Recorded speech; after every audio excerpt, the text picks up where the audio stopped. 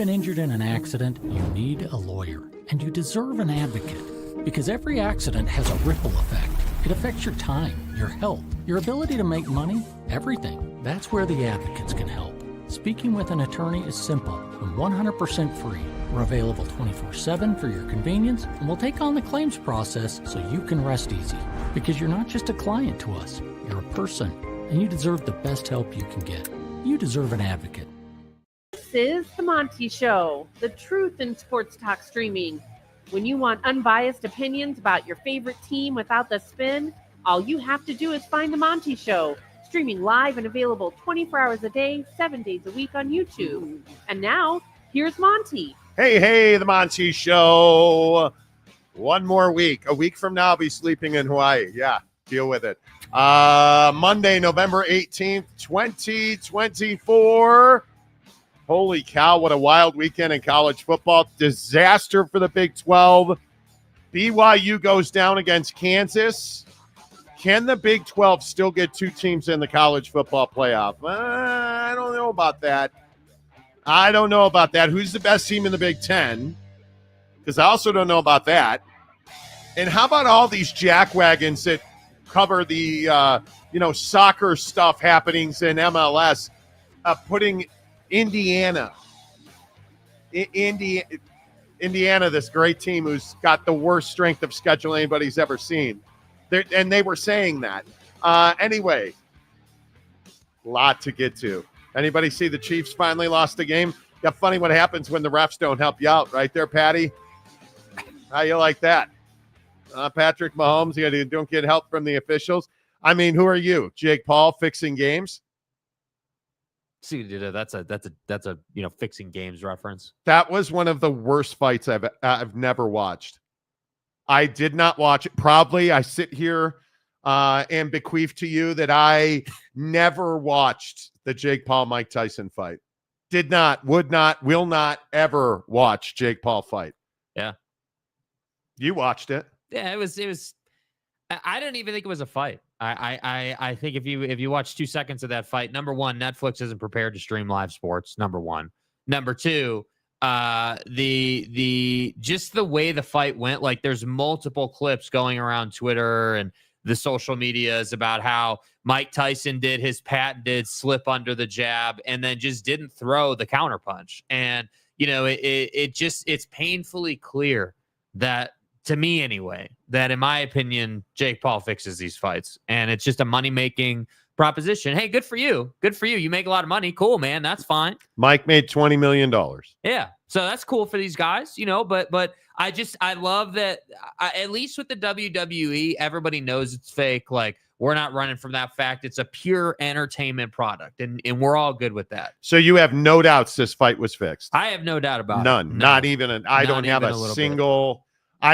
a single doubt that just like Patrick Mahomes winning games, I have no doubt in my mind that Jake Paul and Mike Tyson was fixed. And I have to say, I didn't realize how much of a difference it makes having 2-minute rounds versus 3-minute rounds.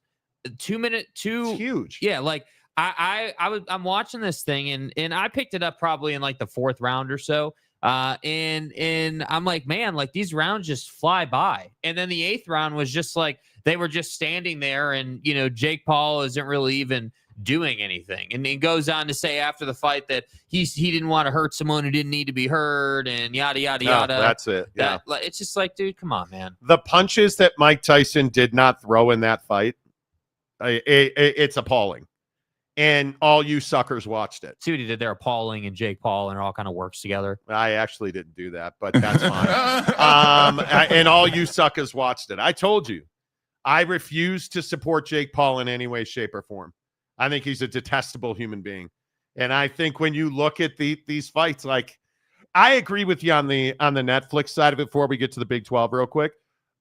I think what Netflix did there really damaged streaming sports, because I think there's a lot of people. You can go back to the Pac-12 situation where the conference melts down because they don't want to be on Amazon Prime or Apple. Like, I mean, pick your poison. There's so many situations where people are like, oh, it's nobody watches it. And then you get into this Jake Paul, Mike Tyson disaster. And Netflix just didn't have the bandwidth to stream the fight. Mm-hmm. They had an overwhelming number of people subscribe to Netflix just for that event, and they couldn't handle the bandwidth. And I think it's incredibly damaging for all live sports that are streaming. I think, and everybody who hates ESPN, when's the last time you saw something like this happen on ESPN Plus? Well, and that's what I was going to say. It's like, reputationally speaking, it just kills Netflix. I mean, I think that, yes, there's always the concerns about, does this platform or that platform have the bandwidth to handle the viewership? But you're right. Like, ESPN's got it so dialed in that it's not even a thought on your radar. You're just like, oh yeah, turn on ESPN Plus. It's going to buffer for a minute. Once it's caught up, we're good to go. Like, it's like it. That's just as simple as it is. And I think, like, Amazon Prime has done a great job with Thursday Night Football. That they haven't had any issues that I've seen this year. So I think that Netflix just has a lot of work to do, and I think that the whole thing to me just felt kind of low cash. Like, from the Netflix side of it to Mike Tyson not, seeming to fight a legitimate fight because that was the agreement. Not having pants on during a pre-fight interview. Like, exactly. What are we doing? What are we doing? I just thought the whole thing was low budget. And I think the struggles of Netflix to stream that are damaging for these pro sports streaming services. I think it is, because it's who we are. It's where we are.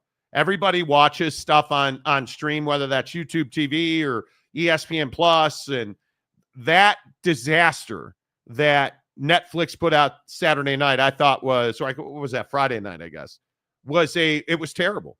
It was absolutely terrible for live streaming sports. And then you flip on the Big 12 this weekend, and I don't know how the Big 12 gets two teams in. And I know that it's been a fait accompli for the ACC, that the ACC really has no path but to get one team into the college football playoff. But now that it seems painfully obvious that you are in a position now where you're looking at, if Boise State can run the table and win the Mountain West Championship, you're looking at Boise State getting a bye week.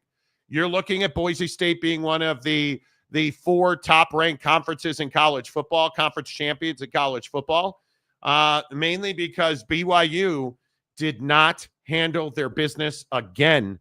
And you can only live this way for so long. And we've talked about this with Aaron Roderick and the BYU offense for how many weeks now, that poor play calling and bad game planning really hurts BYU's offense. And now it's no longer a fluke that you have wide receivers dropping passes that hit them in the hands. Now it's no longer a fluke that you refuse to run the football, even though you've been dominating and you were getting away with it. Now your lack of quality schematics and play calling really hurt you if you're BYU. And at some point, I think you have to point the blame right at Aaron Roderick, the offensive coordinator for BYU. Why you did not run the football in the red zone at the end of the half. It does not excuse just an abysmal throw from Jake Retzloff for that interception in the end zone, which is absolutely inexcusable. You cannot throw an interception in the red zone, and you certainly can't throw an interception in the end zone. To miss that throw, inexcusable. Why did you not run the football? You were gashing Kansas. Kansas's weakness is stopping the run, yet you threw and it was intercepted. And I just don't understand what the game plan was. I truly do not. You were dominating on the ground. And yet in the second half, it's like you forgot that you had a run game. In critical situations, you forgot you had a run game. And this idea that you were somehow, some way going to get away with running that last throw where Kansas makes the stop. You ran the route a yard and a half short. That's poor coaching. That is not being ready for a big moment. And you saw this coming for weeks and weeks at a time. The bounces kept going BYU's way. Against Kansas, they did not. The calls did not go BYU's way. The adversity came to BYU, and BYU's offense was not ready to handle it. And you get off the field, and this is a thing that is so shocking. You get off the field in a critical moment, and then you have a punt come down and hit your punt coverage team in the helmet on the only play that matters in the game for you to lose the game, where Kansas goes down, and I say goes down, walks into the end zone. It's remarkable to me how when BYU loses this game, all of these issues that we've been talking about all year long, all of a sudden are big deals. I'm telling you, the details are absolutely what wins and loses you games. And you can look at Colorado as well, because we've been talking about this with Colorado all year. They're more talented. They pay attention to the details, the little things that have been killing teams like Utah and BYU, the lack of special teams play, the lack of punt return coverage, kick return coverage. Those things are not happening against Colorado. They're happening for Colorado. And Jake, I think this was absolutely a win for Kansas. And I mean, no disrespect to the Kansas Jayhawks. They won the game. But BYU absolutely got exposed in this football game. Absolutely. And I think that the lack of execution piece, the preparedness piece, I mean, those are things that should be happening for an undefeated team like clockwork, right? Like, you should be during the week being, putting together a game plan, being prepared, being ready to execute every single week. And at some point, for any football team who's undefeated, who's never been where they are, like BYU is, those moments, if you will, come back to get you. And I felt like watching this game, that's exactly what happened. You came into this game, you felt like you were a better football team. And I'm not saying you took them lightly in the first half, but you didn't come out in the first half and put them away. You didn't go to the half, obviously, feeling great about yourself. And yeah, whether it was the interception, play calling, route running, any of it, it just wasn't good enough. And I think this is where I sit here and say, yes, BYU can still go out and win a Big 12 championship, but the reality of the situation is this one hurts a little more because I'm, as a BYU observer, and certainly watching the reaction by BYU fans, it's clear that the expectation was obviously to go undefeated, and you feel like you lost the game not because of what Kansas did, but because of what you did. And that's the hard part. And I think, it's a classic, scenario in football. Like how many times are we going to talk about him at the college level or the NFL level, somebody cutting a route off, 2 yards too short, and you don't get the first down and it ends your game? How many times are we going to talk about the fact that football teams, go away from the run, but then in addition to that, throw it to somebody on a fade route to the right corner of the end zone who you shouldn't be throwing the football to, let alone making that bad of a pass? Why are we going to someone in the red zone if we're going to throw it who's not named Darius Lassiter, who's not named any of your guys, Chase Roberts, whoever you want to point to? That's what I didn't understand. Yes, the throw was terrible, and there's just no way you can put the ball there. But the play call to me is the worst part, because again, I always say on the show, from all this season, I've been saying it. The play callers who put their dudes in positions to be successful typically have great seasons. But when you try to make a play call and you don't run the football and you want to throw a fade route to somebody, I just don't think you should be throwing it to at that stage of the game. Bad things happen. So yes, it is frustrating to watch Aaron Roderick finally, in my opinion, cause his team to lose. I think the play calling is ultimately what led to this situation we find BYU in now. It's been a problem all season. The lack of details for BYU have been a problem. And the hard part, if you're a BYU fan, the hard part, if you're a Kansas fan, I know you're going to hate it. BYU dominated every metric in this game. If you just looked at the box score, you look at the team stats, any stat you want to find, rushing the ball, passing the ball, defensively, you name it, BYU dominated that stat and lost. And it's because they have, and hell, you can go back to the Baylor game. Mm-hmm. You can go back to even SMU. Some of the play calls against Oak State were absolutely confounding, unbelievable. And now it comes back to get you. And I don't even care that I think it was Tasse was a target on that interception in the end zone. That's a horrendous throw. Run the football. Yes. You dominated this team on the ground. Why are you not running the football? I I've never been able to understand why Aaron Roderick, the offensive coordinator at BYU, won't run the football. There are just stretches where he forgets that you have been absolutely road grading Kansas up front. Run the football and run it like it's your job. Run it like you don't have a pass play on the sheet this week. Run the football, because I got news for you. Anybody that thinks this is just a blip on the radar has not been watching BYU football this year. And I can point to Kansas State again. I will just say it with K-State. I don't know how many times I have to bring this up. You are not built at Kansas State to come from behind. And I know that K-State fan has routinely been in the comment section calling me an asshole. You're just biased. You hate us. Like, hey, let it sink in. Why would I hate Kansas State? I have no reason to hate Kansas State. It's what I say about Dave Aranda at Baylor. Congratulations, Baylor fan. Welcome to continued mediocrity. You extended Dave Aranda. Huge mistake for Baylor. Huge mistake.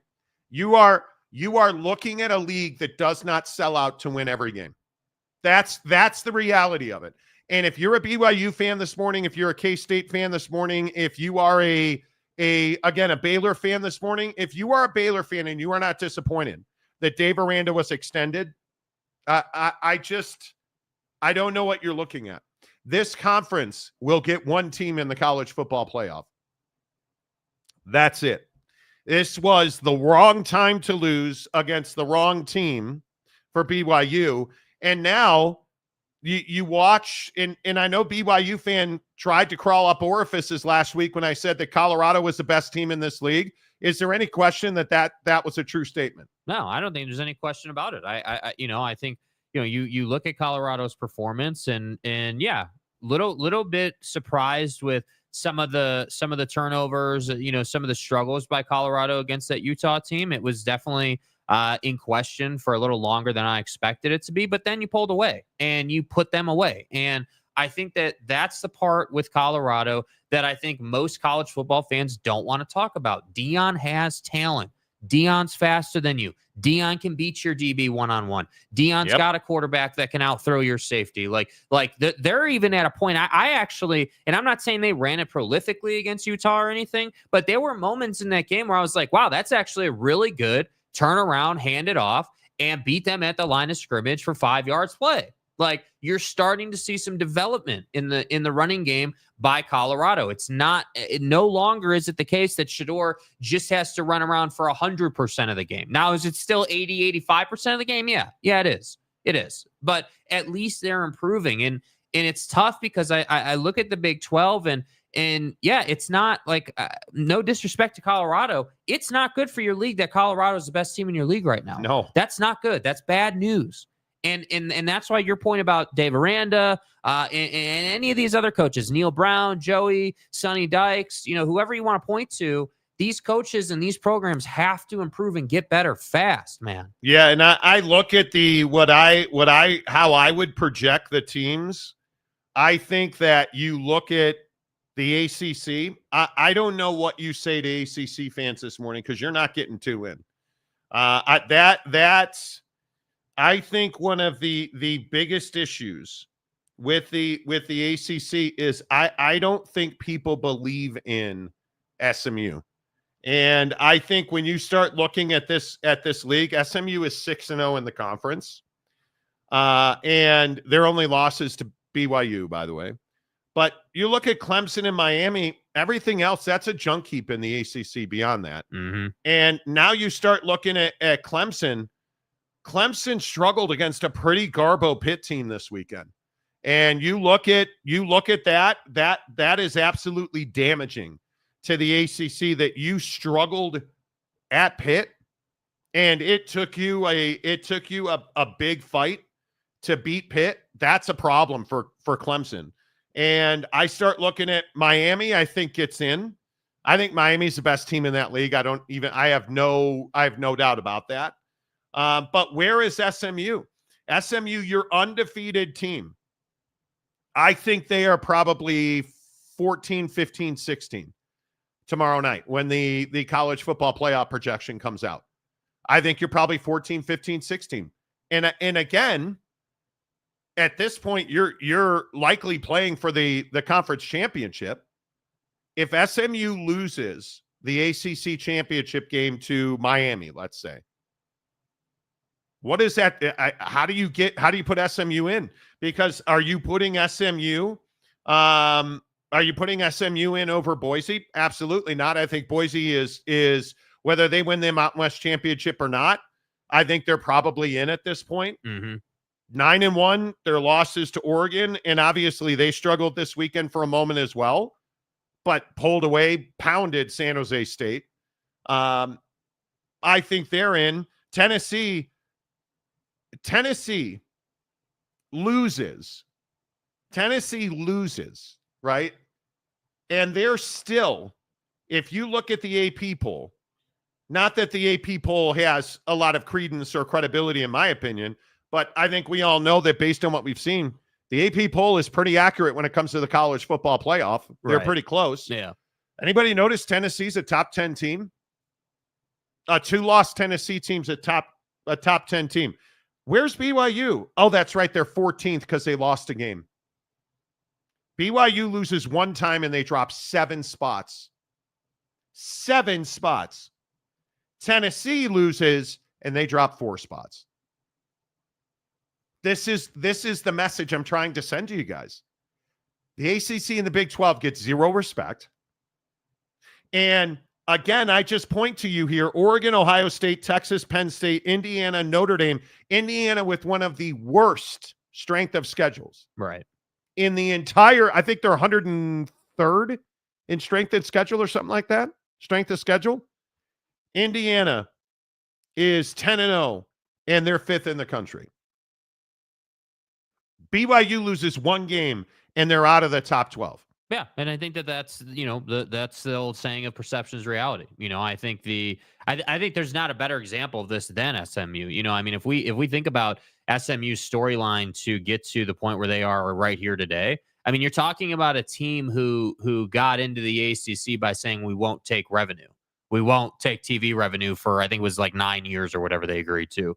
And, you're in a place where, that initially looked really bad for the ACC. If you remember, we had all those conversations. And the point I'm making is it looks even worse now that they're sitting on top of your, conference, undefeated in conference play. Yeah. And I think, so when you talk about, hey, like the Big 12 and the ACC don't get respect. Why should they get respect? Why, like, with all due respect to BYU's never been here before. Nobody believes that BYU would beat Tennessee, with all due respect. Nobody believes that BYU would beat, I think that's right. I would even go as far as to say, I don't think most people believe that BYU would beat Indiana because they don't watch BYU. Now, we know, and that BYU is probably a better team than Indiana. BYU's got an explosive offense, defense can hang, like that would be a pretty close game, I think.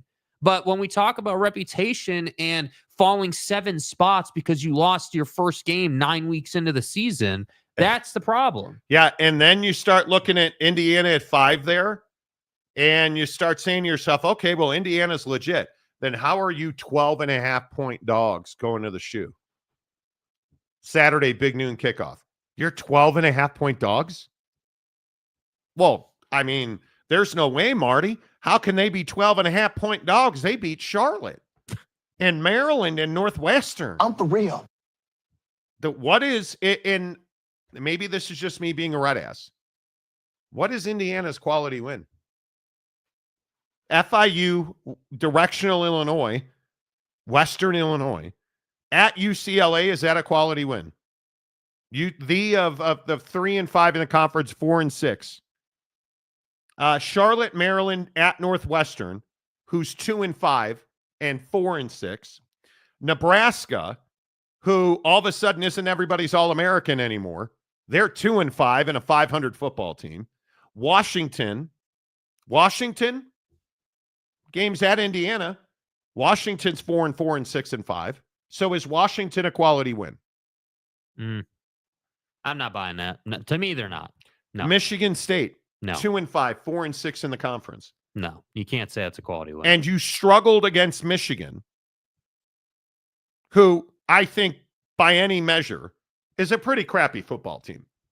Michigan at 5-5. But this goes back to the soccer writer point, right? It does. Does the soccer writer think that Michigan's a quality win because it's Michigan? No, they don't. Or does soccer writer? Actually, they do think it's a quality win. They do. The soccer writer who votes in the AP, who has Indiana 5th in the country somehow, is saying, "Oh, well, it's Michigan. That's a quality win. They grinded that thing out. What a win!" And it's like, no, dude, Michigan's actually terrible this year, and it just perpetuates the idea that you've played nobody.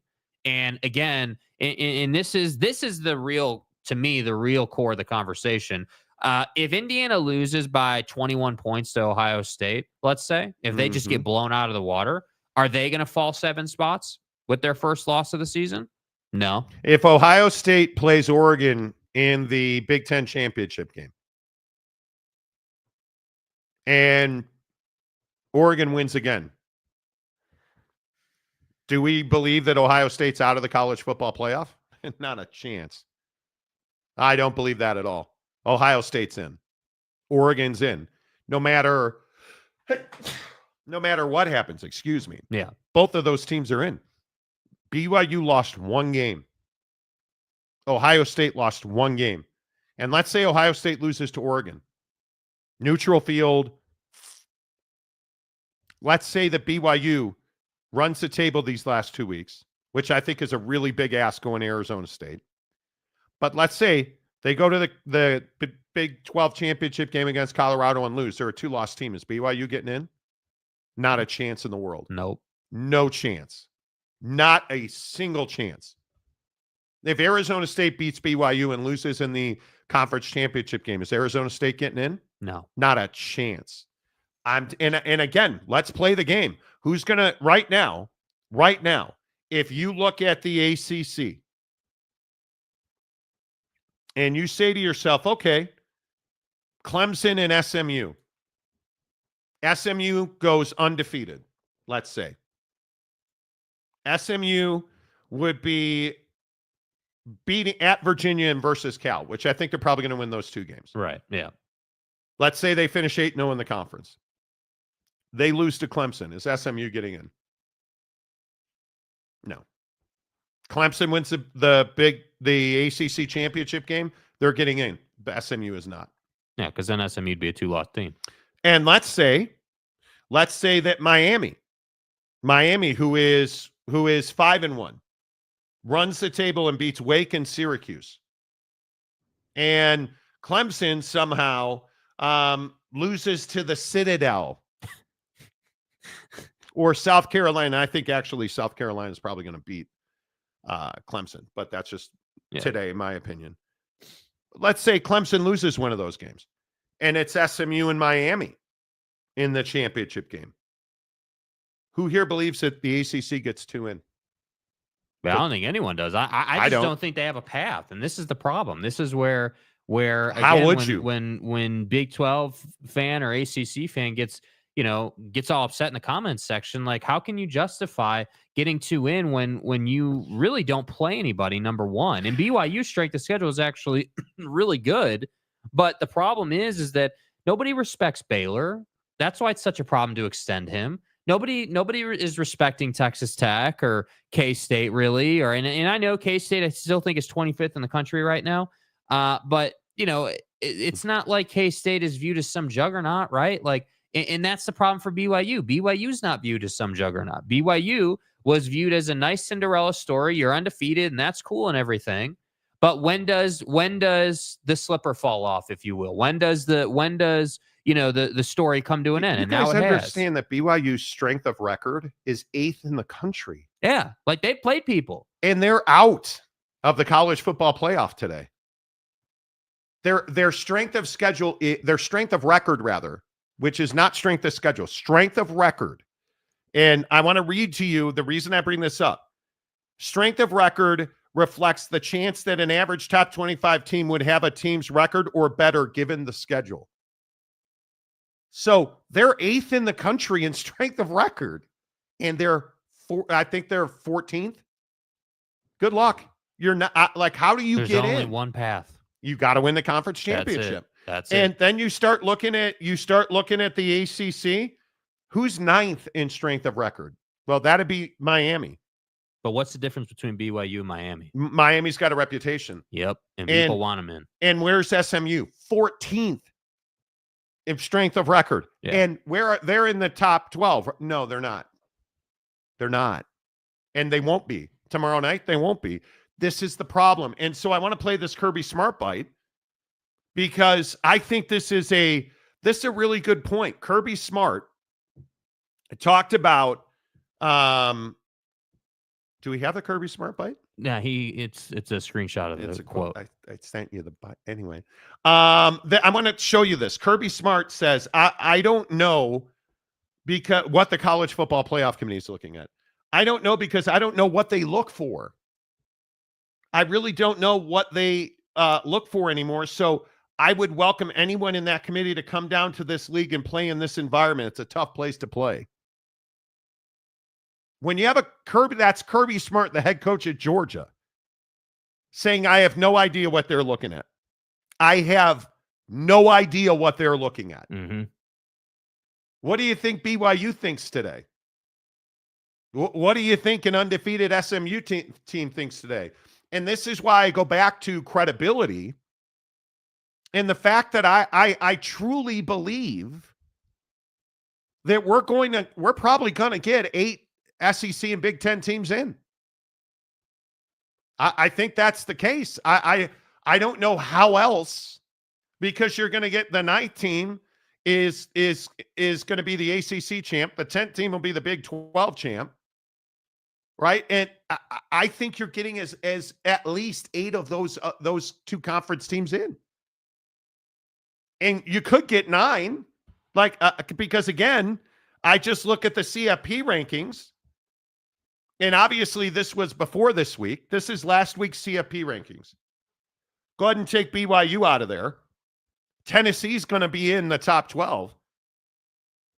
Notre Dame is going to beat Army, I would think, although it's Marcus Freeman, so who knows. Mm-hmm.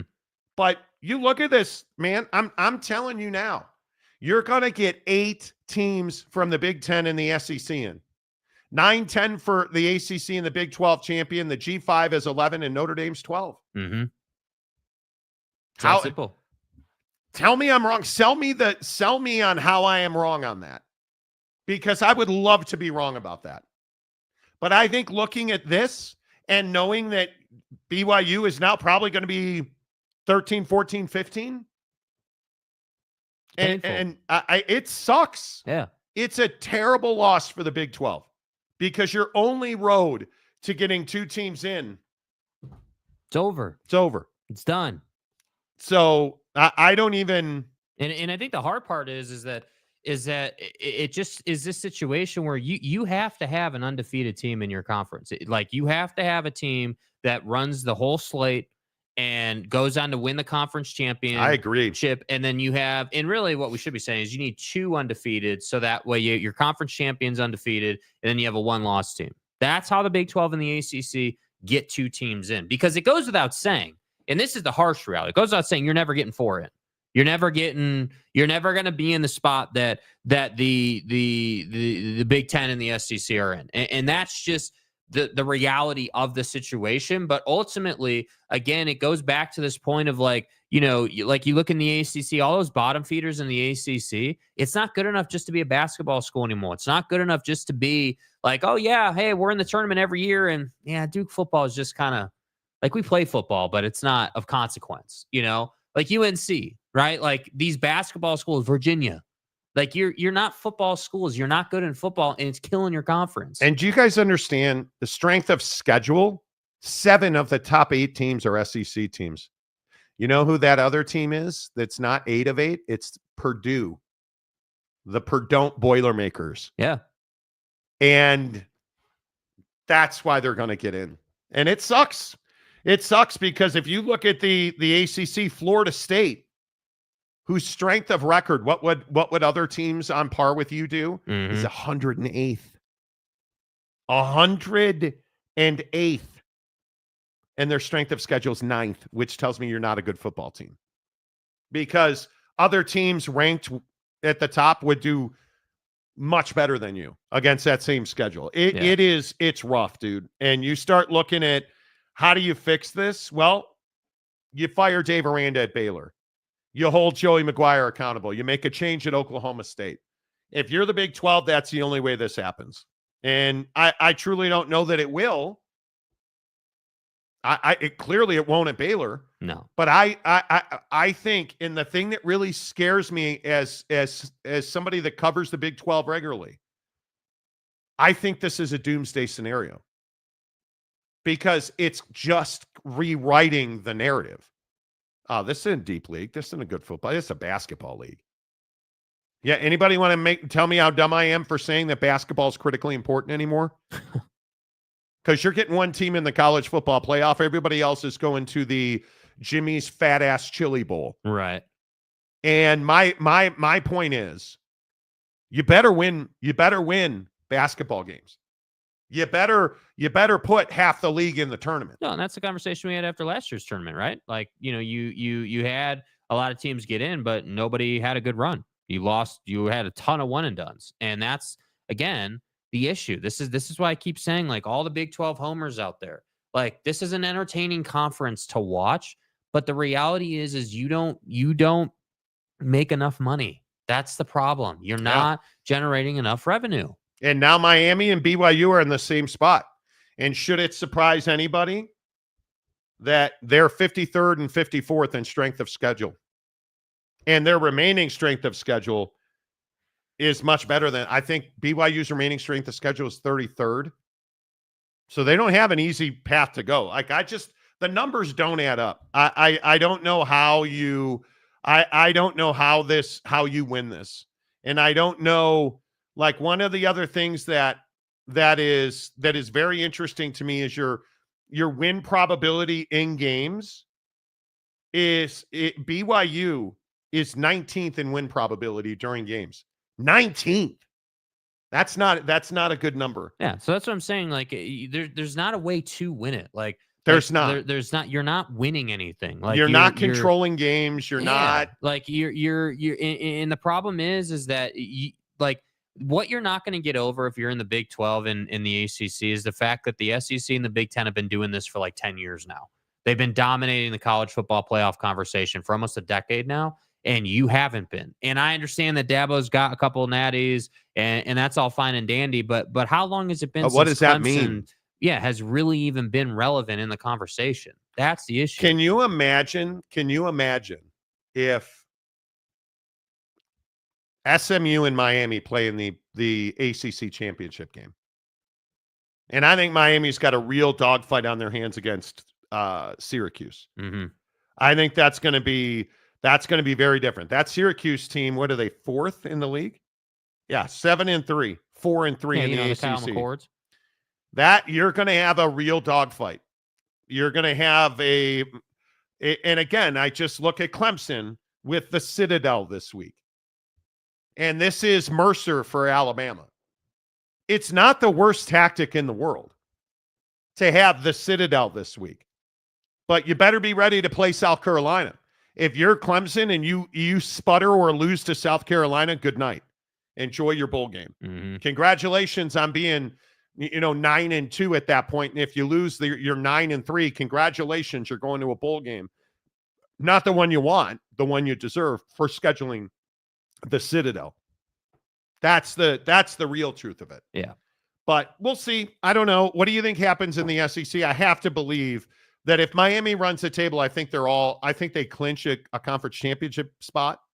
But I think it's going to be SMU and Miami. Yeah, I mean, I think those are the two teams in the ACC.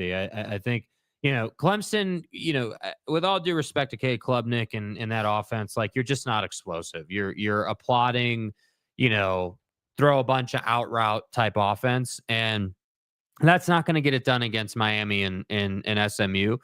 And, to me, I again, people want Miami in the college football playoff. Like, you need to understand that people want the Heisman conversation to continue to progress as we go through the college football playoff schedule. Yep. They want it to be a thing where it's like, hey, well, if Cam Ward can lead his team to victory, probably secures the Heisman at some point, or whoever, Ginty or whoever you want to look at, right? Like that's what people want. And so what happens in the ACC? Yeah, I think it's Miami and it's SMU, and I think Miami's going to win that league and go on into the CFP as a conference champion. Now, do you get, depending on where you're ranked as a conference champion, are you able to get ranked high enough to have a bye? Probably not.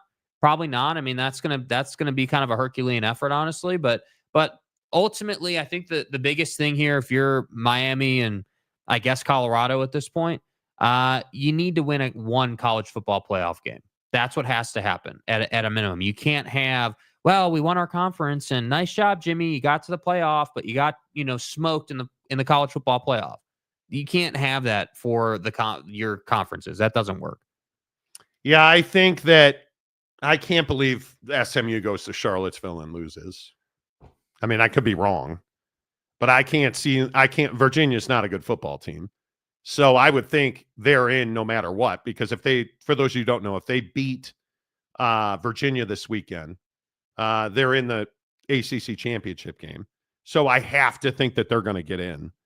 And then I think it's cloudier. The tiebreakers, I was just looking at the tiebreakers. The number one tiebreakers head-to-head, but Miami and Clemson didn't play. Win percentage against common conference opponents. Miami has to beat Wake Forest because Clemson, their common opponent is Wake Forest, because they both beat Florida State and Louisville beat Clemson. So I think that pretty much if Miami runs the table, they have a really good chance to get in. So that game at Syracuse, though, and this is what I said about Kansas all year. Like that game against Syracuse is going to be a ball buster. Kansas is having a terrible year. Well, guess what? They just wrecked BYU's season. Yeah, I mean, it really comes down to it's a juvenile take to a lot of people have been saying about Kansas. Oh, well, terrible year. They're a terrible team. BYU's going to blow them out. Do you understand that Kansas has been playing really good football coming into the BYU game? Like they've been running it better, been playing better defense. Like by their standard, they've been playing better. Like, at some point we have to be able to say like ASU this week for BYU.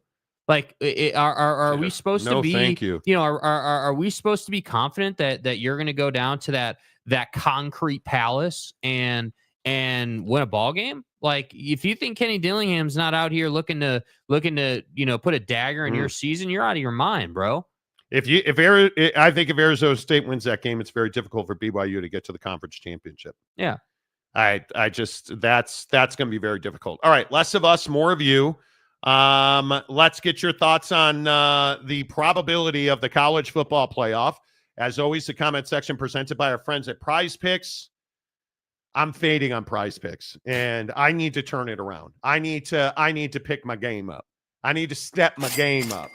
0 for 5 over the weekend. Damn. I said 0 for 5. You guys understand, a month ago I had over $1,000 in my Prize Picks account. I'm down to $518.45. This has been a cold streak. I mean, only rivaled by your sex life. Right. Like that's it. Less than 21 times a month. Unbelievable. And that all happened with the sex machine going off last night and Devin Booker going off against Minnesota. How did Minnesota win that game? That I don't understand.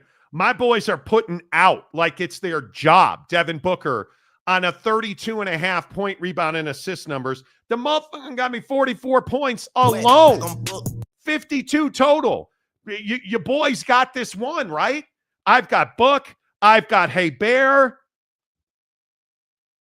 And then I'm just sitting here saying to myself, okay, well, listen, man. It is the Utah Jazz. Why on earth would you go against John Collins? He'll get you 17.5 points.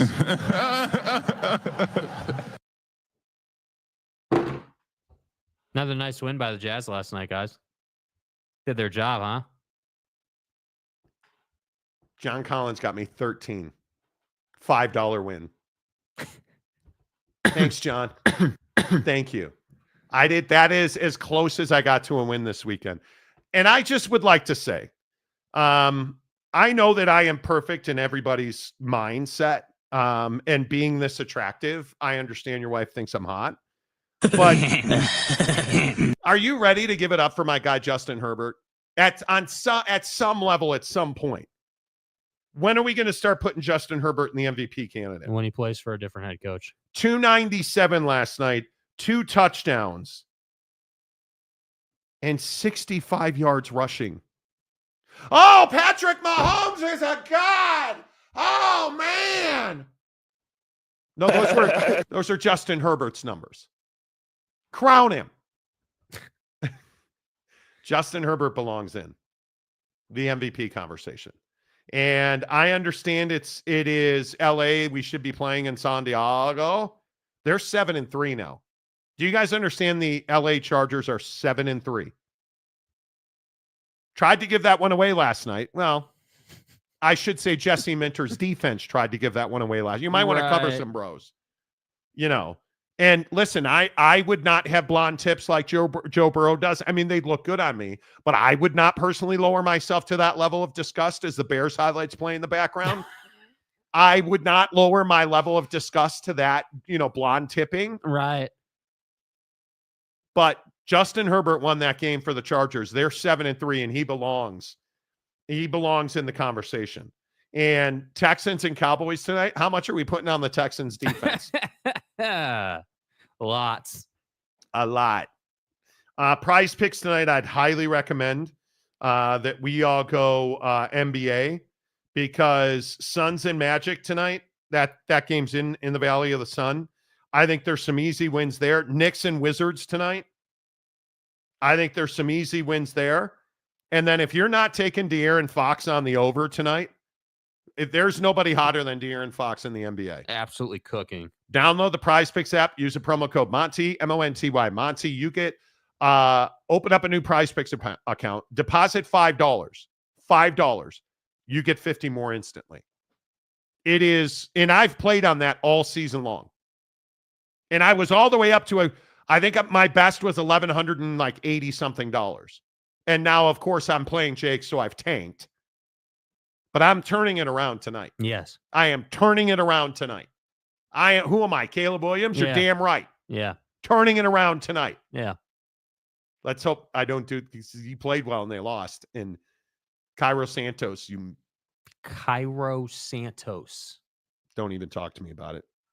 Download the Prize Picks app. Use the promo code Monty. We're going to start doing after the Thanksgiving holiday here. We're going to start doing some Prize Picks contests. So open a new account at Prize Picks, download the app, open a new account, deposit $5, and you'll get $50 instantly. All right, let's creep into the comment section. Right. Because I am all but certain there's going to be some heat this morning. Who was the first one in today? I got to go all the way back to the top. Look at you guys in the comment section, absolutely dominating today. First one in was the real Pete Forte. Good morning, Pete. Good morning. Good morning. Morning. The Buffalo Hunter. Good morning. We still show up after Utah loses. No fair weather fan here. Can we talk about Colorado? I'm telling you now, Travis Hunter won the Heisman Trophy. And Deion Sanders is coach of the year. And I know you hate it. He flipped Julian Lewis from SC. I know you hate it. But you got to get on board with Colorado. That's the best team in the Big 12. Third week in a row, I'm going to crown him. I'm going to crown him. Phil Venzer says we're back in the top 25. Okay. Is that the bar at Vegas? Is that the bar? Yeah, I guess. That UNLV is back in the top 25. I guess. I guess. Like, I don't know. I guess it just feels good. I've heard that. They're 23rd. All right. Cool, man. 8-2, 23rd. Not ranked last week. How about Washington State's loss? My God. You want to talk about bad losses. Yeah, Sports Center, just keep showing the Cairo Santo miss. just keep showing it. Just keep showing it. But UNLV, hey, man. Does Army find a way to beat to beat the beloved this weekend. No. Notre Dame's playing good football. They'll be fine. Yeah, let's not get carried away with Notre Dame's playing good football. Is Notre Dame really playing good football? I don't know about all that. Damian Fowler, SEC and Big Ten take 8 spots. I would agree with that. We'll see, though. We'll see. I don't see another scenario. I really wish the Big Ten didn't get 4 in. They're going to get 4 in. Mm-hmm. They're going, because now even if Indiana loses to Ohio State, that's a quality loss, right? It has to be. I don't know how you would say it's not. Yeah, I mean, I obviously losing to Ohio State, I still maintain it depends how you lose. I mean, if you lose by, 3 possessions and it doesn't look close, that's not a quality loss, right? But if you lose by 10 and it was competitive and, you were right in that for 3 quarters, then yeah, that's a quality loss. The Penn State thing's interesting.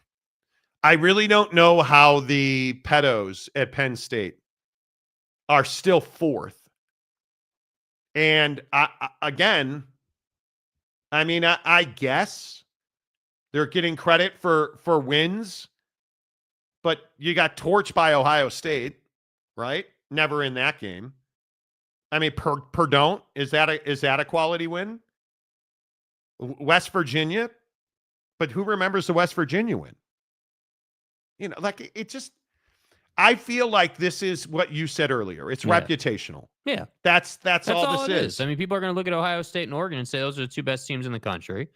Then on the other hand, they're going to look at what was an undefeated BYU team who lost to Kansas, and they're going to drop them 7 spots. I mean, you can see that there's bias there. And it's okay to say that because I still maintain programs like Ohio State and Oregon and, Alabama and Georgia and, whoever you want to look at have earned the right to get some favorability. And again, it comes back to the age-old question of, hey, if you put Team A on the field with Georgia or Bama or whoever, they're going to get rolled. But Kirk Cignetti got like a lifetime contract extension. I think he'll forever be the head coach at Indiana. Oh, I win. Google me. They're canon. That bro got, I think he get an 8-year extension as the head coach at Indiana. Married up. After, I don't even think he's bought a house yet. I think he's still in a hotel. Are you out of your mind? I think Indiana is. A fraud is probably strong. Indiana's not legitimate. I don't think they're legitimate as far as best teams in the country. Beat Ohio State. They're not one of the 15 best teams in the country. Yeah, beat Ohio State, then you can talk your junk. I think that, again, it's this whole situation where somehow, and I'm even struggling with Indiana. I even struggle to understand how somebody of whatever fandom would have them at 5th in the country. I can understand how somebody would say, hey, well, they're 10-0, they're undefeated. That gives them the right to at least be in the top 12. Okay. If you were 12 through 10, then I'd be like, all right, totally get it. You're undefeated. You deserve credit for that. Yes. Even though you haven't played anybody, you deserve credit for that. You've handled your business so far. But to have them 5th in the country, especially over SEC teams, is just crazy to me. Even 2-loss SEC teams, I still really, really struggle with the concept that somebody would think that, hey, Indiana in this Indiana team would beat, Georgia or whoever, whoever you want to look at, man. I don't understand that. I think Chad Carter's got it, or excuse me, the Chad Carter. Right. Who had Ohio State, Indiana as being one of the most impactful college games of the year on their bingo card? Nobody. But who had BYU and Kansas? Did you guys understand how big this ASU game is for BYU? Do you understand how big this loss to Kansas was? Because I truly think Kalani Sitake gets it. The guys are hurting right now. They're supposed to, but we got to get over it. Just like we have to get over the wins, we got to find ways to be humble and not get down on ourselves too much. We've earned the right to feel better now, and we just got to play better next week. We just won't get this one back, so we just got to find a way to play better next week, and whatever it takes, we got to get it done. I agree. And he'll never say it. Aaron Roderick, you've got to ask really tough questions of Aaron Roderick in this game. I think BYU's offense absolutely crippled them. It's inexplicable to me that we are in November. What was that? The 16th of November. And you have a guy running down on special teams getting hit in the helmet with a punt. It's a pooch punt. Totally get it. Totally understand it. Are you not prepared for that situation? All you have to do is get out of the way and you win that game. And then don't throw an interception. And then yeah. Oh my good gracious. I mean, if you think about it, they legit handed Kansas probably 3-4 extra opportunities to go down the field and score. I mean, obviously the pooch punt was the most egregious, but even the interception at the end of the first half, like, you're going down the field. Like, what nobody is saying is you were driving right down the field. No problem. Just curious, how impactful would a field goal have been there? Like, huge.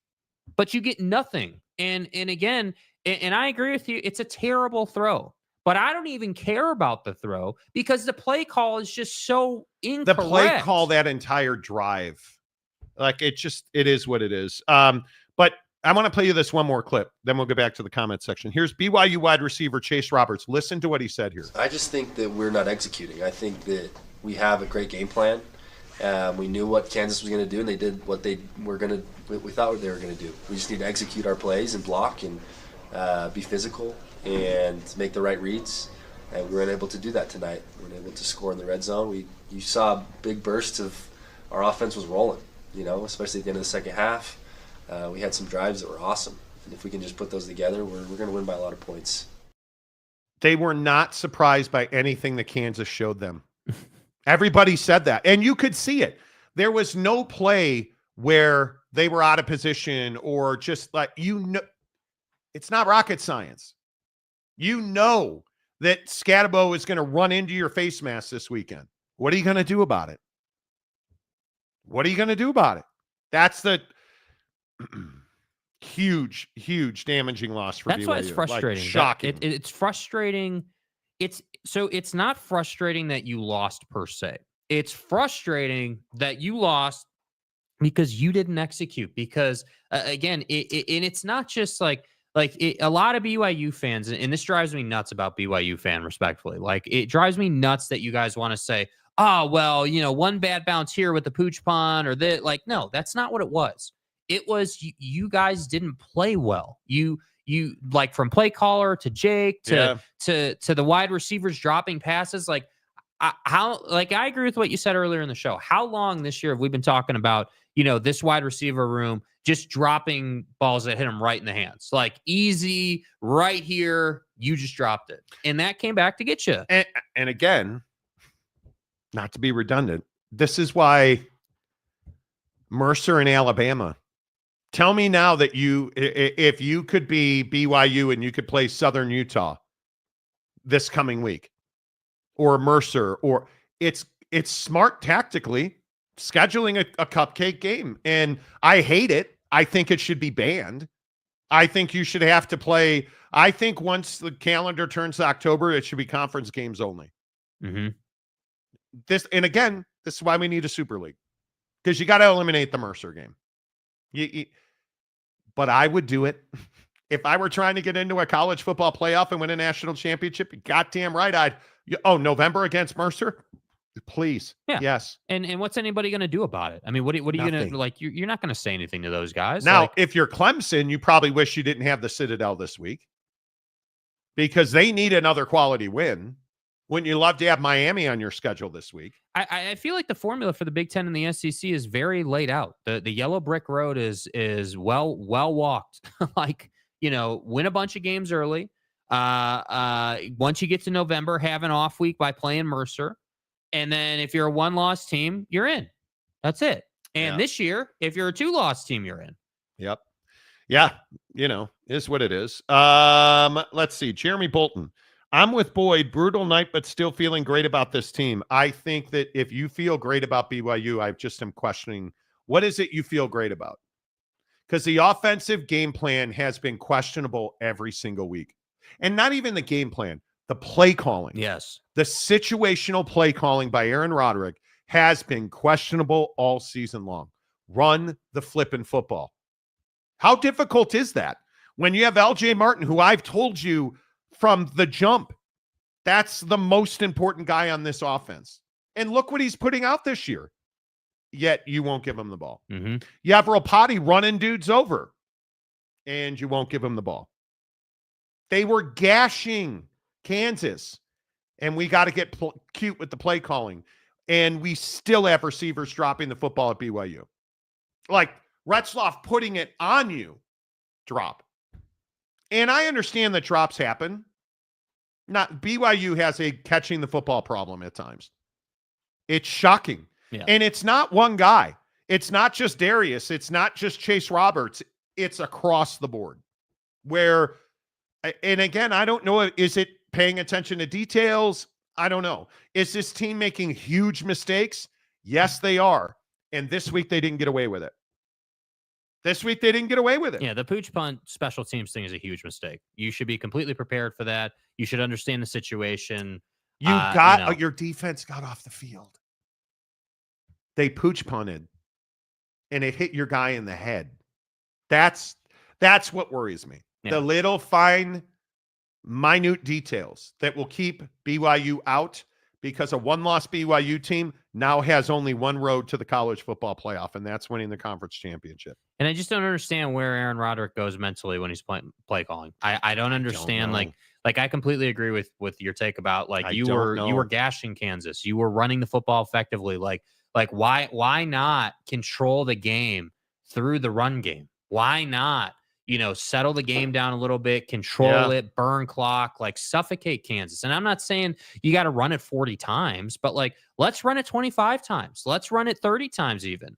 And if you want to get cute with RPO, great, cool. But how many, you dropped 3 interceptions. Yeah. Again. Do you guys see what I mean about, and I don't mean to obsess over BYU, but I think it's a great talk. It's not, they didn't beat Utah because of that penalty call. They beat Utah because Utah didn't make plays. But what was the difference between Utah and Kansas? They knew they had to have their best against Utah. They were tuned up. There's no question about that. But you drop multiple interceptions. You drop multiple passes.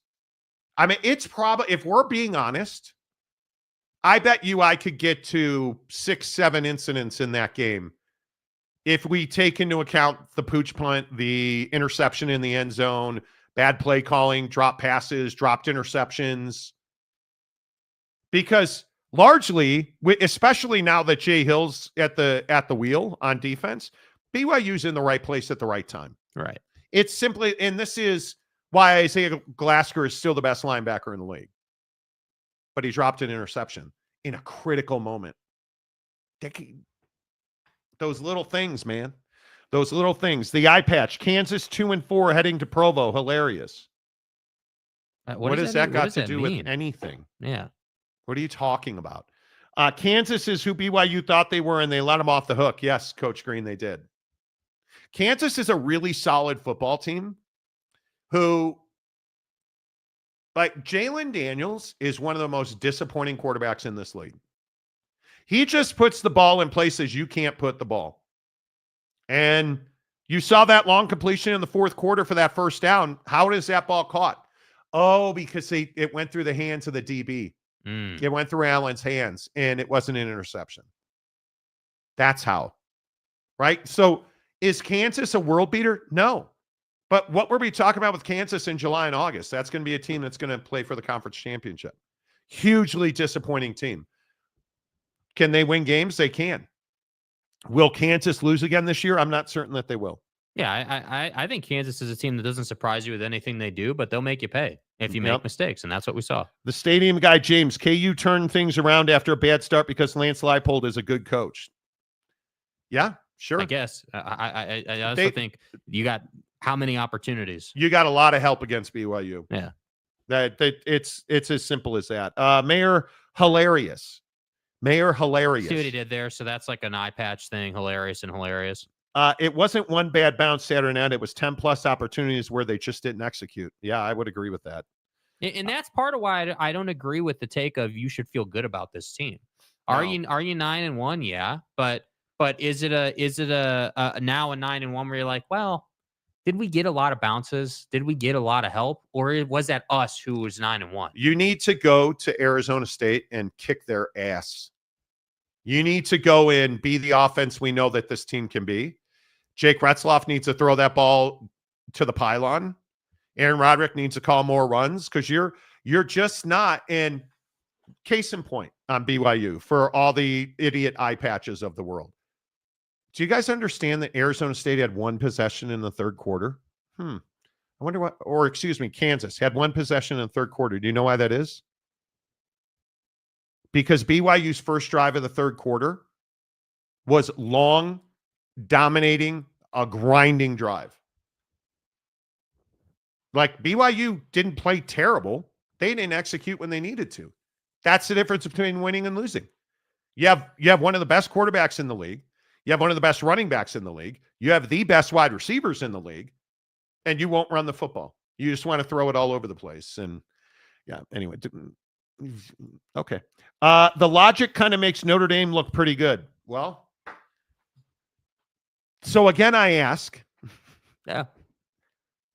Notre Dame's not one of the 15 best teams in the country. At least they haven't proven that. And I think most people here know I'm a passionate Notre Dame fan. I think they're going to absolutely dominate Army. And I'm telling you that Riley Leonard is a very average quarterback who could not start on most teams that he'd be on outside of Notre Dame. He's only at Notre Dame because he had one game for Duke at Notre Dame. And Notre Dame's like, wow, look what he did here. We should have him on our team. Incredible. Right? Like that to me that doesn't make you a good quarterback. And I think Notre Dame, let's be realistic. Is Notre Dame one of the 12 best teams in the country? They are not. They don't deserve to be in. They've played nobody. And I mean nobody. They, in my opinion, they don't have a quality win. But just the same way with Miami, everyone wants Notre Dame in. Notre Dame's a brand. Notre Dame's good for TV. I would agree with that. And so, whether and I really do think we need to start taking this into consideration. I mean, I don't disagree with your assessment of Notre Dame at all. Like, you don't really have a way to say you're one of the 12 best teams in the country. But the reality is you haven't lost in a long time now. Like your loss is a bad loss, but it's been a long time. And a lot of people look at that and they're like, oh, well, hey, you had a bad loss, but you're playing better football and we want you in. And so whether you're a team that is, trying to chase your way in and you need a conference championship, or you're a Notre Dame spot, if people like you and they want you in, the reality is that helps your chances, because it's people eating pizza, sitting around a table, talking about teams in your resume. Like, that's what we have. So that's why I think Notre Dame is going to get in, whether or not their schedule says they're one of the 12 best teams or not. And they're playing the Black Knights at Yankee Stadium this weekend. If this game's even close, it will prove my point, because Army, their best win, yeah, they don't have one. Here's Army. That juggernaut, Army. Lehigh, Florida Atlantic, Rice, Temple, Tulsa, UAB, East Carolina, Air Force, and North Texas. They have not played anybody. I wonder if that's why Notre Dame's a 17-point favorite in a neutral site, not close to South Bend, Indiana. Notre Dame's a 17-point favorite. So if Notre Dame goes in there and wins by 4 scores, is that a good win for Notre Dame? And again, maybe I'm just being a red-ass Irish fan. Are you guys really telling me that quality win over now Louisville? Does Louisville look like a quality win now? It does not. Does Texas A&M look like a quality win now? It does not. But I do think, and I agree with that. Does Navy look like a quality win now? But the A&M win, I'm telling you, I don't disagree with what you're saying, but people look at that win and they say, well, A&M at the time, like, that's what people do. They say, okay, at the time, was A&M a good win? Well, yeah, I guess at the time, but then that was canceled out by the NIU loss. Like, that's the hard part. Admittedly, A&M lost to South Carolina, whose 3 losses are Alabama, Ole Miss, and LSU. So I can get down with that. I totally understand it. But the problem with that theory is you lost 44-20 to South Carolina. Yeah. Come on. Like, who are we kidding? And I don't know what in the world Missouri was doing against South Carolina, because that was a terrible loss. horrendous. Chris E, hello. Colorado didn't make mistakes like BYU. Colorado have a potent offense with a quality quarterback that puts up points. Kansas ain't beating Colorado. CU's defense is also legit. Colorado's defense is arguably the third best defense in the conference, bar nobody else. Utah's by far the best defense in the conference. I think BYU's in the conversation. Arizona State is not, and I saw that all up in the comment section. They're not. I think Colorado's defense can make an argument that they're top 2 or 3 defenses in this conference. Yeah, and they make plays. And how is that possible? Yeah, I think it's possible because, and we've been saying this since last year, that Prime's got a hell of a coaching staff. And I think you're starting to see the fruits of that labor. You're starting to see that kids are starting to develop. They're starting to make plays. They're starting to be in the right spot. Best example defensively for Colorado is Shiloh Sanders. Shiloh Sanders was undisciplined. You look no further than what was it? I think North Dakota, or was it Colorado State maybe early in the season when, you're taking penalties and, playing Bush League football as a safety. And now he's gone away from that and he's improved his game and he's playing good football. And I think that's where I say, like, people did not have faith in Deion Sanders. People did not believe that Deion Sanders would develop his team and would use the portal at a high level, at a high rate, would improve his roster. And now here we are. And they've just gone out and done the absolute best job that they can do. And yes, they're a 2-loss team, but they're still right in the mix to go to the college football playoff. And I think that if Colorado goes to the college football playoff, like, Deion's going to have that phone's going to be ringing, endlessly for a week, dude. Like, people are going to call him and are going to say, hey, like, you've proven yourself. We believe in you. This is where, would you come and coach our team? I'm telling you, he's going to get a ton of offers. It's going to happen.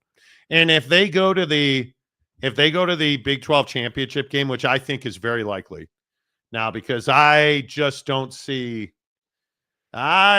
Colorado losing. And I think the thing that Prime does really well is he sells you on the fact that nobody believes in us. Nobody respects us. Like nobody, we suck. They think we suck. We don't belong here. Yeah. Like they say your mom's ugly, like all that. And if you look at Colorado, and I understand that game is at Arrowhead, the environment's not going to be too big. The weather doesn't matter. And Colorado's more explosive than you.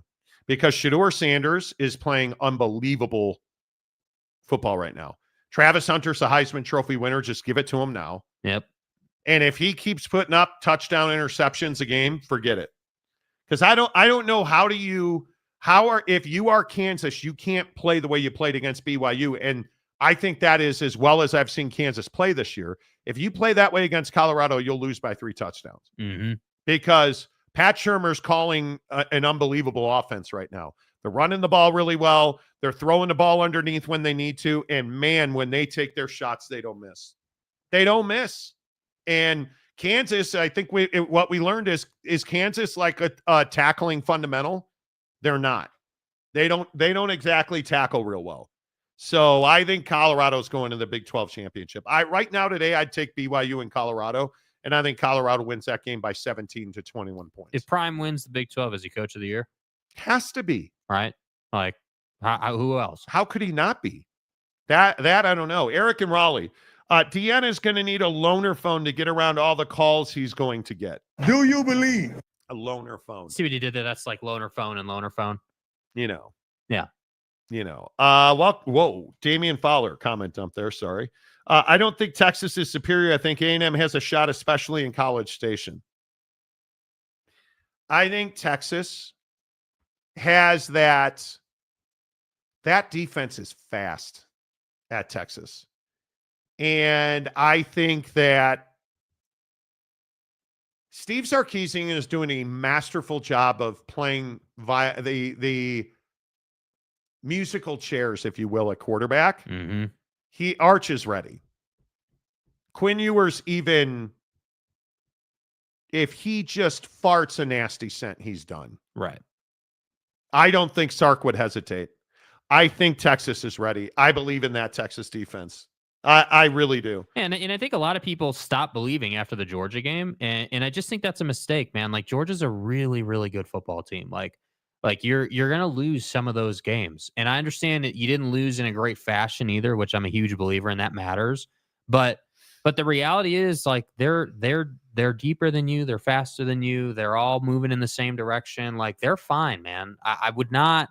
I mean, I know that that's your opinion, that you believe A&M is better than Texas, but I can't get down with that. You're going to have to show that you're able to beat, that you're able to beat a team the quality of Texas. And it's you know what the interesting point is? How many big wins are left on people's schedules? There's not, especially in the Big 12. Is USC a good one? I don't know how many people saw it, but USC actually won a game this weekend. How about that? USC actually won a game this weekend. Incredible. Where are we on Fire Lincoln Riley? Man, I still think it's really 50-50. I can kind of get down with both sides of it.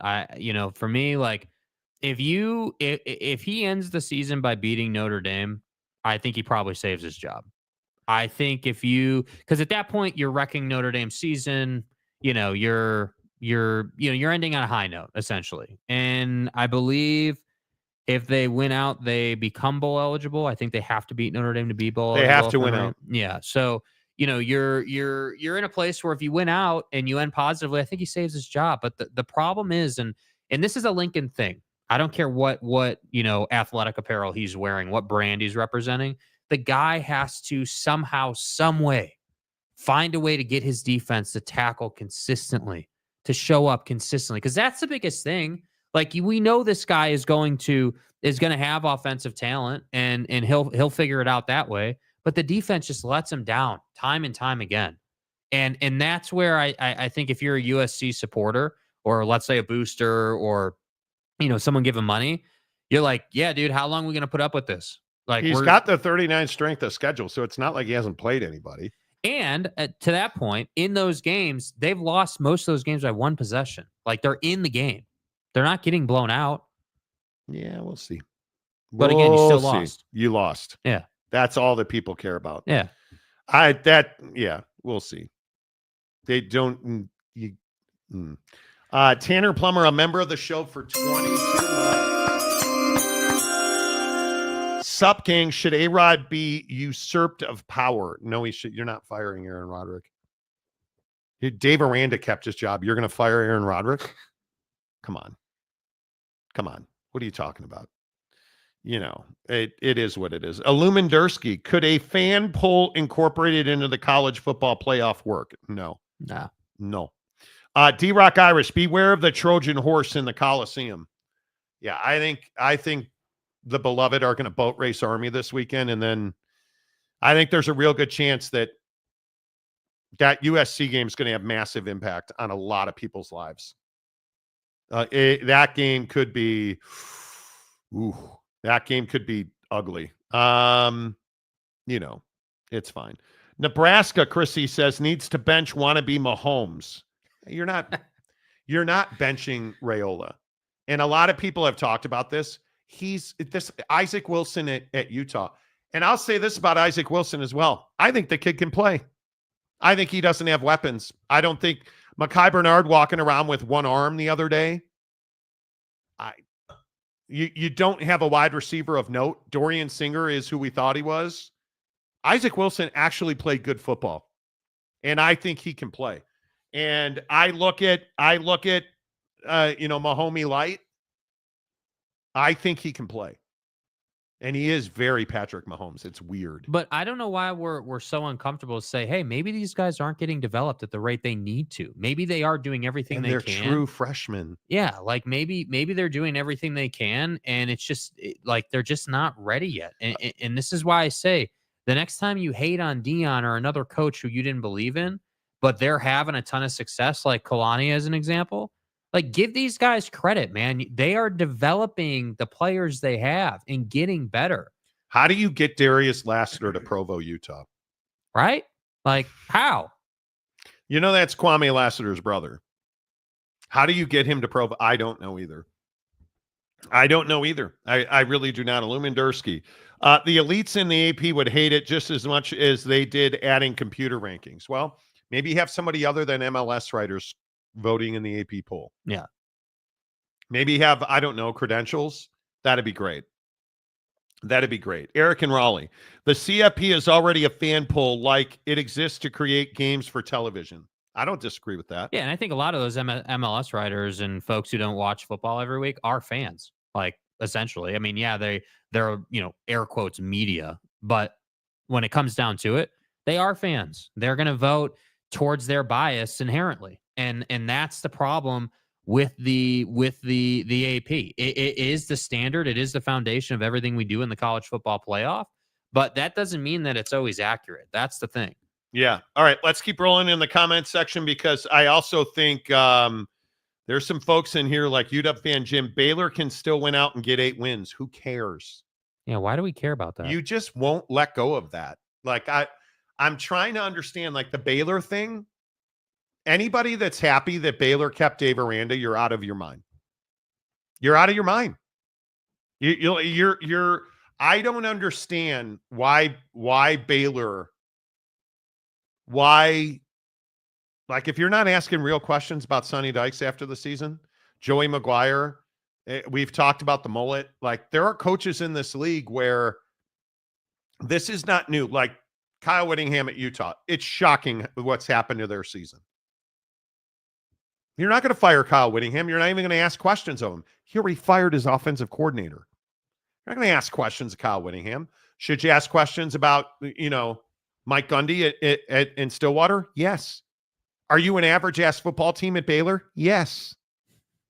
Yes, you are. Why is Dana Holgerson not at Houston? Because they're not interested in running the table to win 8 games. To me, the problem with the Big 12 is they're not all in to win every game. They're not. Because if you were, you wouldn't. Who are you, Iowa with Kirk Ferentz? Like, do you want to win or not? And my point is, I don't think Baylor's all in on football. I think Baylor likes winning football games. Oh, Dave's a nice guy. He's a nice guy, and we're going to put a solar panel on his Chrome Dome, and he's going to save us money on the light bill at the stadium. Program. Like, what are we doing with this guy? But yet, But again, look at Oakley Light's a perfect example. How long has Gundy been mediocre there? And everyone refers to him as a god. Oh, well, Monty, he's had 8-win season after 8-win season, 9-win season. Then occasionally he'll pop off for a bowl, a New Year's Six bowl, and then that'll be it. He's great. SC wants to fire Lincoln Riley. Have you seen how many miles that team's flown this year? SC, they have the money to fire Lincoln Riley. It's 1 year in the Big Ten, and they want to fire Lincoln Riley already. Caleb Williams won a Heisman Trophy 2 years ago, and they want to fire this guy already. Yeah, because expectations are higher. Yeah, give Dave Aranda a lifetime contract at Baylor. Like, what? Like, that's what I don't understand. And I hate mediocrity. I hate it. It's what I hate about Notre Dame. That's a mediocre football team. It's what I hate. My Chicago Bears. That's a bad football team. Bad football team. Oh, but Matt Eberflus. No buts. No.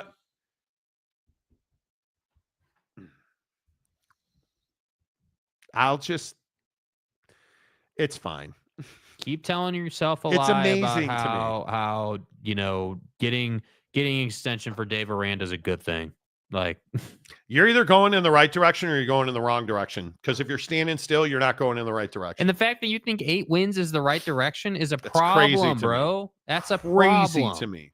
Like, you look at Brian Kelly at LSU. How pissed is LSU with Brian Kelly losing games? Yeah, I mean, now like, huge. I guarantee you, and maybe it's premature. Say what you want. At LSU, they're talking about Brian Kelly.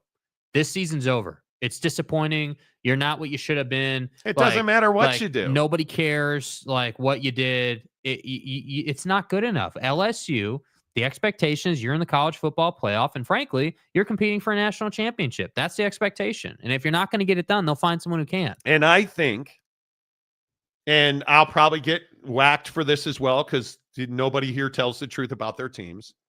This goes to show you how difficult the Pac-12 was. Yeah, it does. Yeah, because look at Oregon. Was Oregon ready? Yeah, Oregon was ready. And what's the major difference here with like Washington? Washington, massive changes, roster changes, coach change, all of it. Yeah. Right? Okay, you understand why that's a pretty average football team. USC has no excuses. They made major changes on defense, brought in new talent, same result. But, and what I would say about SC is, I at least can sit here and understand why USC has, I mean, look at their road games. Ann Arbor, Michigan, Minnesota, Maryland, and Washington, and then UCLA this weekend. Like they're the team that's like, oh, you guys want to come into the Big Ten? Okay, you're going to have to go to Maryland now. Like their home games, they got Rutgers at home, Nebraska at home, and they won. Penn State, that was one of the best games of the year. So, like, I just think it's been a tough transition. Like, look at that schedule and tell me that. Anyway, my point is, I understand why SC's lost. And I understand why people are pissed at Lincoln Riley. I would not fire Lincoln Riley. And if this happens next year, then I'd fire Lincoln Riley. And the point is at least at SC, you can say, hey, you know what? Like, yeah, your travel's been arduous. It's been a grinder of a season. But Lincoln, hey, that doesn't excuse the fact that you lost at home to Penn State in a game that you clearly should have won. It doesn't excuse, some of these other losses, but also you deserve credit for beating LSU in Vegas and some of the other things that you've done. And so at least there is some positives. But again, I always like to point this out. What the hell is Baylor even playing for?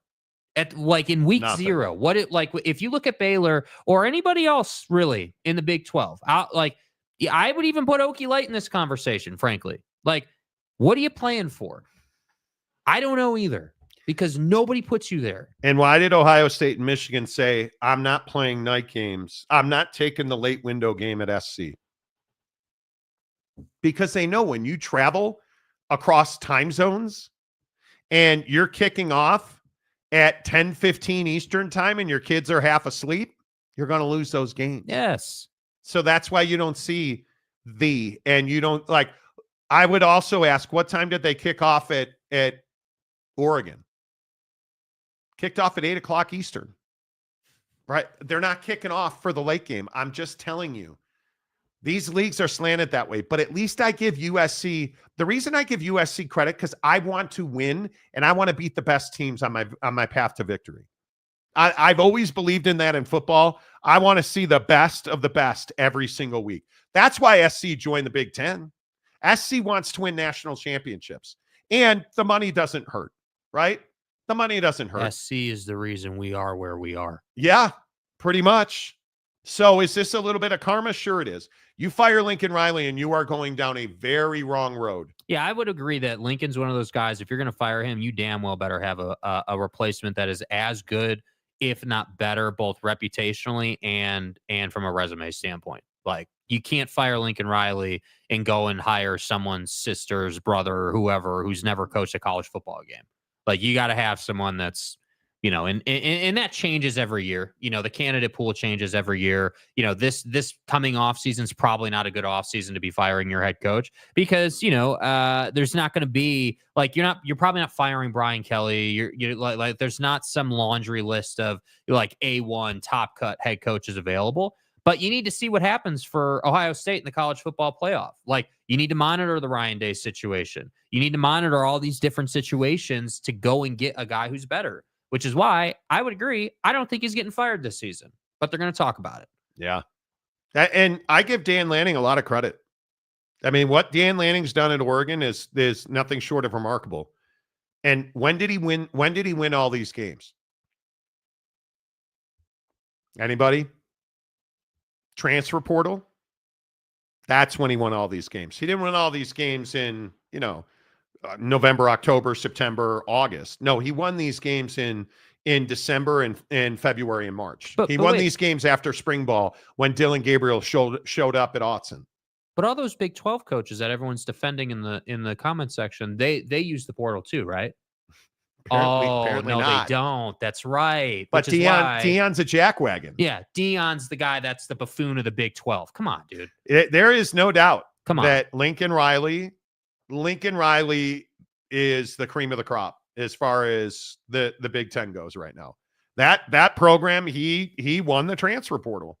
And you look at Dylan Gabriel and the season that he's had, he's probably going to come second in the Heisman Trophy voting, and deservedly so.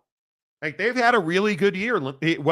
What Dan Lanning's built at Oregon is superior to what Lincoln Riley's built at USC. You can't even, that's not even a conversation. Yeah, Dan Lanning's the best coach in the Big Ten. I think now that's very true. And notice I didn't say the best new coach. Dan Lanning is the best coach in the Big Ten right now, and that would include Ryan Day. And he beat Ohio State, who had to travel to Autzen. And I think he'd beat Penn State.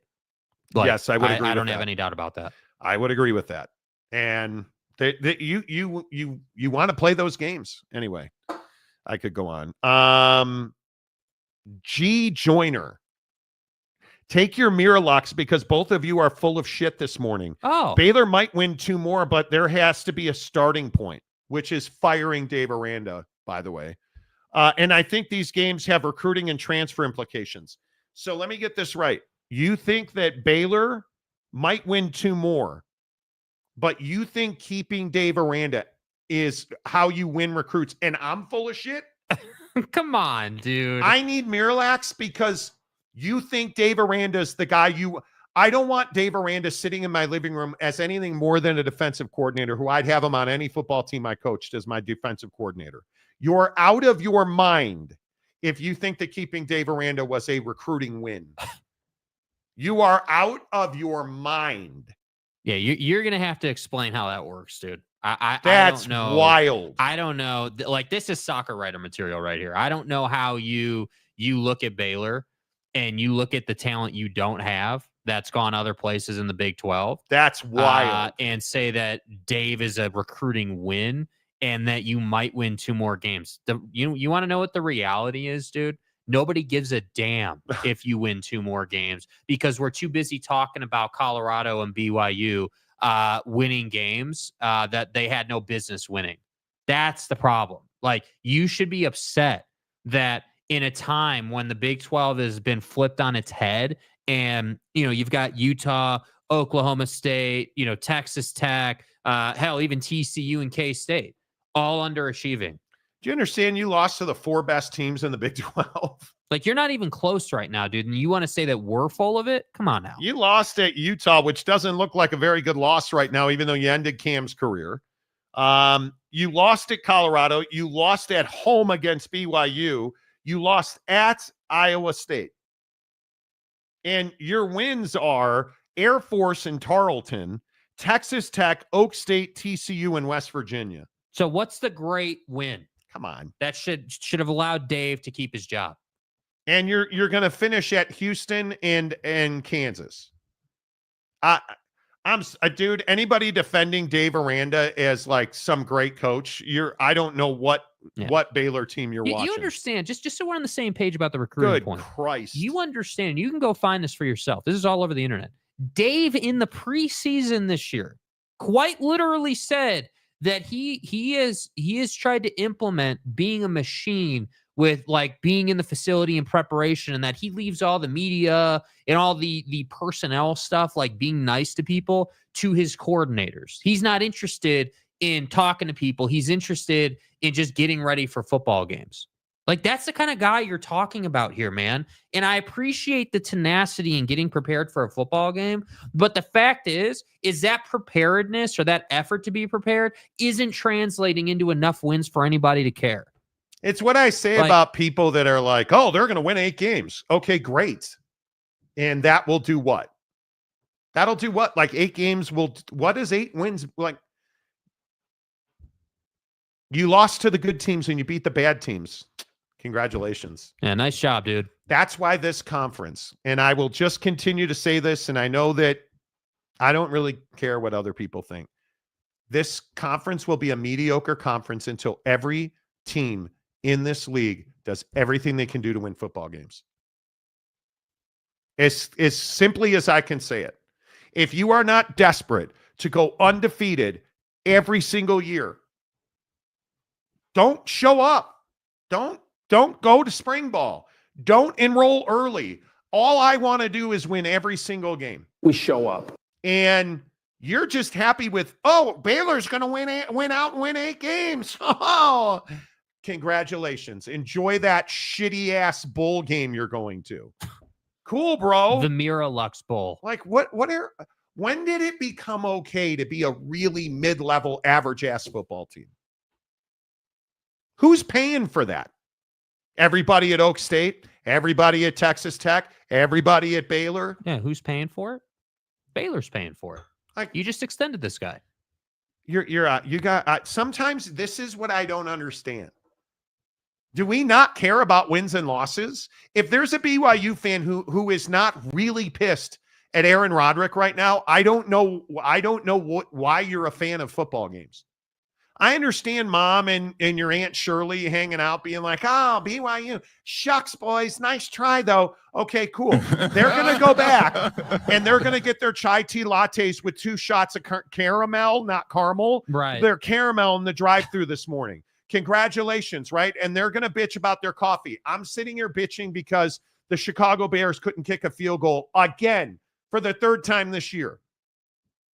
And we still haven't fired our head coach. I'm upset because Marcus Freeman can't count to 10 last year against Ohio State. They lost to Kyle McCord in Ohio State. They didn't lose to Will Howard in Ohio State. They lost to Kyle McCord in Ohio State. That's a great point, dude. And, that. They lost to Kyle McCord in Ohio State. No Monties. I love that people like the. Where is Utah fan this morning? Utah fans' only joy is that BYU lost on Saturday night. Sometimes I just okay. Starter 179 for $5. I believe this is the first time you've ever commented. Hopefully it's good. That's where we are at Tech. We win 8 games every year, but we can't break through. We put $700 million into a facility with a big NIL budget and are stuck. Yeah, because you hire and again, and I hope that at some point I'll get credit for this because I say it every time we fire a coach somewhere. It's not that you fired somebody; it's who you hired to replace the guy you fired. If you fire Joey McGuire, and you're not going to, let's say you fire Joey McGuire, who are you going to get to replace him? Who are you going to get? Who wants that job? If you fire Matt Eberflus and the Chicago Bears, you better be able to get one of 2 guys, Ben Johnson in Detroit or Bobby Slowick in Houston. Mm-hmm. And if you can't, don't fire him. Because it's all well and good. And I think this is part of the problem at Baylor. Is Baylor football an attractive job? No, it's not. No, it's not. No, it's not. When is the last time Baylor's truly been relevant week in and week out? Never under Dave Aranda. Competitive, yes, but we're not trying to be competitive.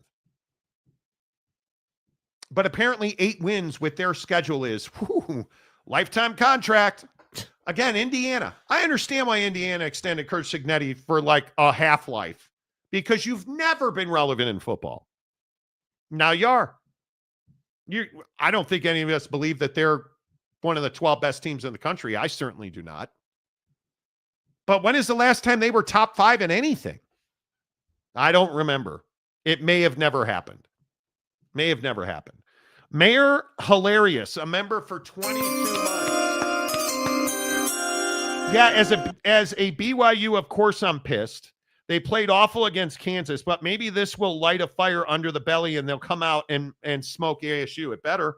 We're going to find out who Kalani Sitake is as a motivator this week. I would expect, and this is a really good example, as usual, by the mayor.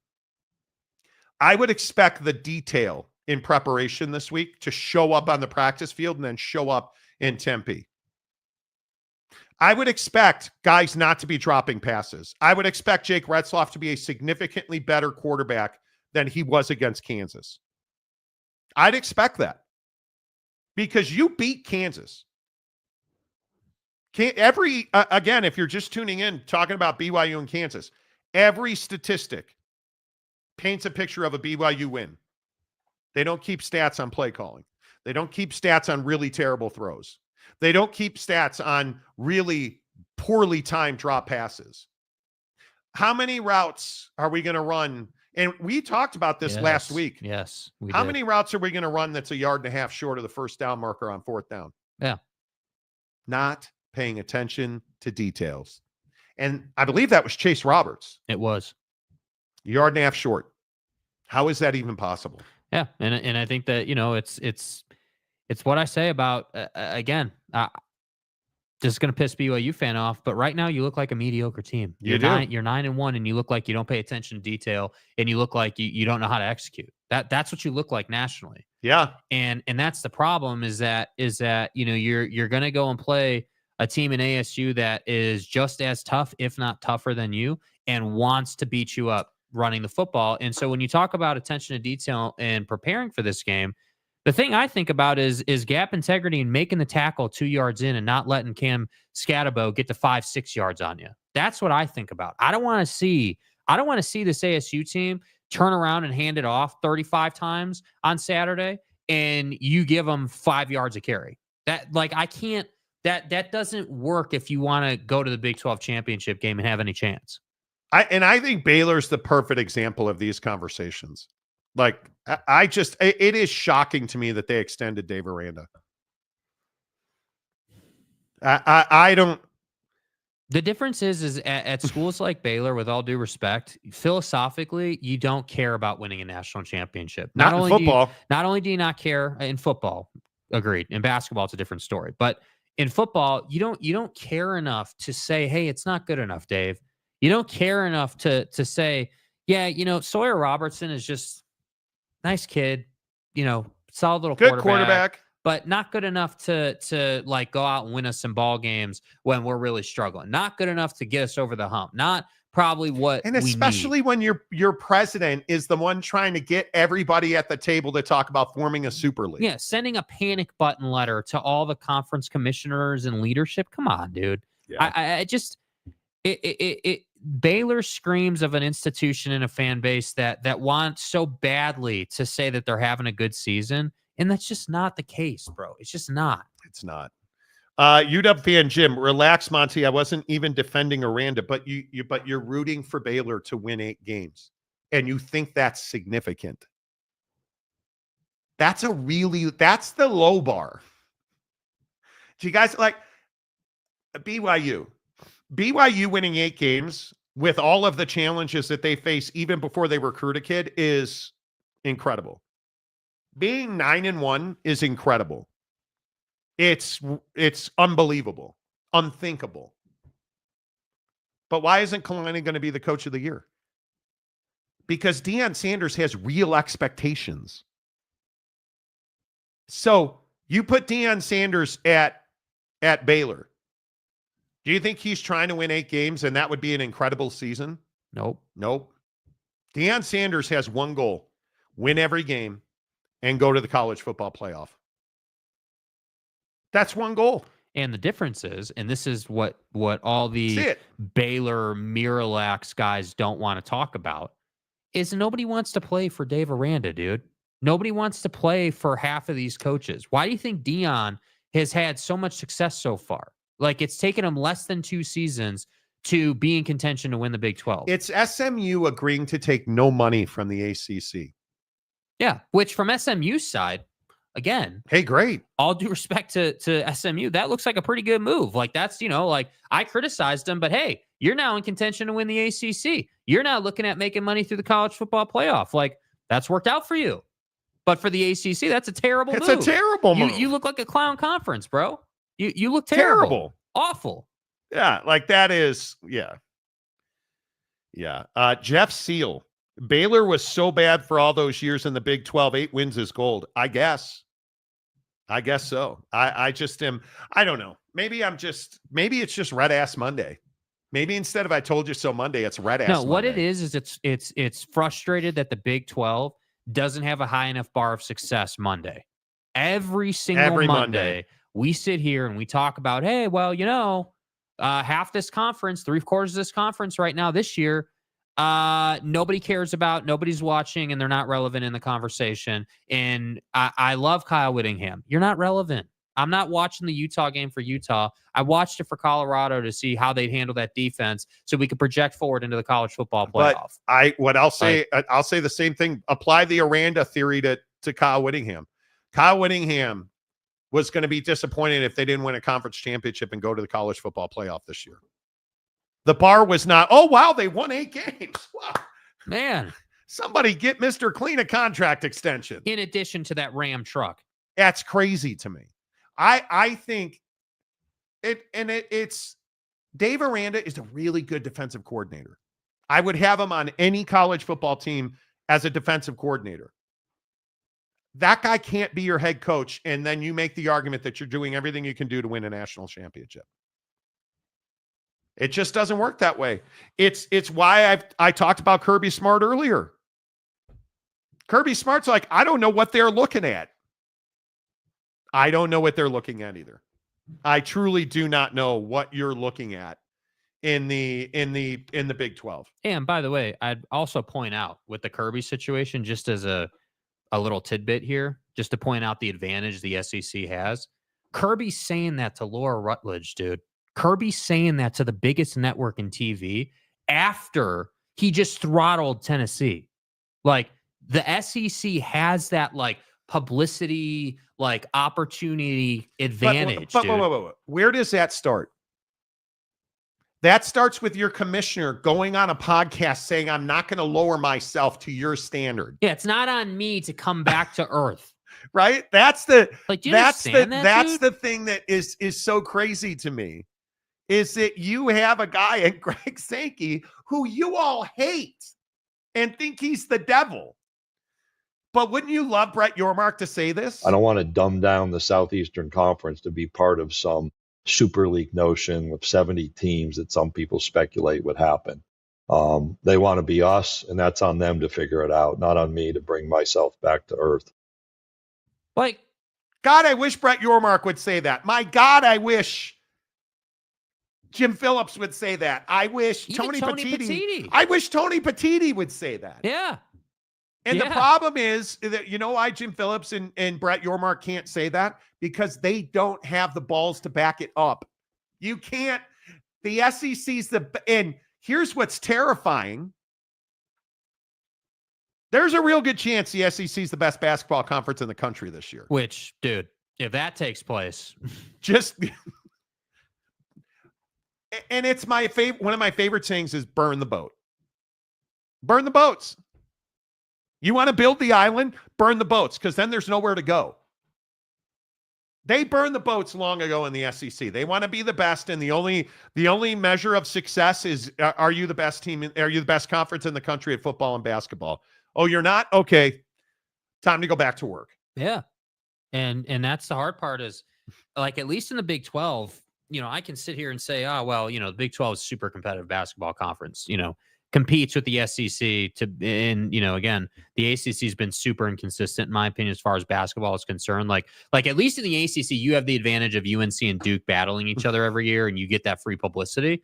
But in the Big 12, like you legit have an entire conference of schools that are great at basketball, and obviously it fluctuates every year. But the SEC is leaving everyone behind. Because I can't even make the case the Big Ten keeps up in basketball, because they don't. They don't. So that's what I'm saying, man. This nonsense, this foolishness, as Prime says, about Dave Aranda and Baylor and in the Big 12, like, let's not be confused. If you think that it's cool that Dave got extended and you think that the Big 12 is in a fine spot, your head is in the sand. You are under a rock. You are not paying attention to the landscape in college football. I think Alabama, Auburn, and Tennessee are 3 of the best basketball teams in the country, and that's terrifying. That is terrifying, because that loss by Arizona, anybody see that Arizona lost over the weekend? That's not good. And it was not even a close loss at Wisco. What was that? 103-88? 103-88, Wisconsin over Arizona. Bro, you give up 100 points in a college basketball game. That's an accomplishment. You are not good. And it is really concerning. Like, you start looking at, like, Duke. Duke is Duke. Duke lost. Now, well, they had that bounce back against Wofford. But if the SEC ends up being the best conference in the country, dude, in basketball, good luck. Roche. So the Big 12 is a cupcake conference? Well, I didn't say that. No. What I said was nobody in the Big 12 is selling out. And I shouldn't say nobody. There are 3-4 teams in the Big 12 in football that are selling out to do everything they can do to play for a national championship. Yeah, nobody's saying that it's a cupcake conference. What we're saying is it's an underachieving, disappointing where you're conference, happy with Baylor winning 8 games. It's like somehow an achievement. Yeah, like when is the parade status? Like, When's parade? What are we doing, bro? Like, how do we sit here in Waco? When is parade? Like, how do we ask that question? How do we say, man, oh, dude, it's good enough to have, you know, that dude at quarterback. It's good enough to have that mediocre of a defense. Like, you can't teach people how to want to win at like a really, really high level. You can't. You either want to or you don't. And I just don't think that most of the schools in the Big 12 want to. All right, let's switch gears, talk about the NFL. And I'm going to let you lead off with this one, Jake. Make the case that the Kansas City Chiefs are still the best team in football without the officials. No, go ahead. Go ahead. No, you're singled up now. Go ahead. Yeah, I don't No, know. really, go ahead. Yeah, Don't stutter. No, go ahead. I got it. We're good. For the Kansas City Chiefs, I think the issue yesterday was, you came back down to earth a little bit, as Sankey would say. You know, you're a team where, you know, you're not as talented as you once were. Xavier Worthy doesn't know how to keep his feet in bounds. And again, you didn't execute. I look at this game and everyone wants to say Josh Allen's an MVP and the Bills are the best team ever and everything's awesome. And yeah, you won the game. But I look at this game and I say the Chiefs are 3 plays away from winning this ball game. Again, Xavier Worthy, keep your feet in bounds. That's probably a touchdown drive. That drive probably ends in a touchdown.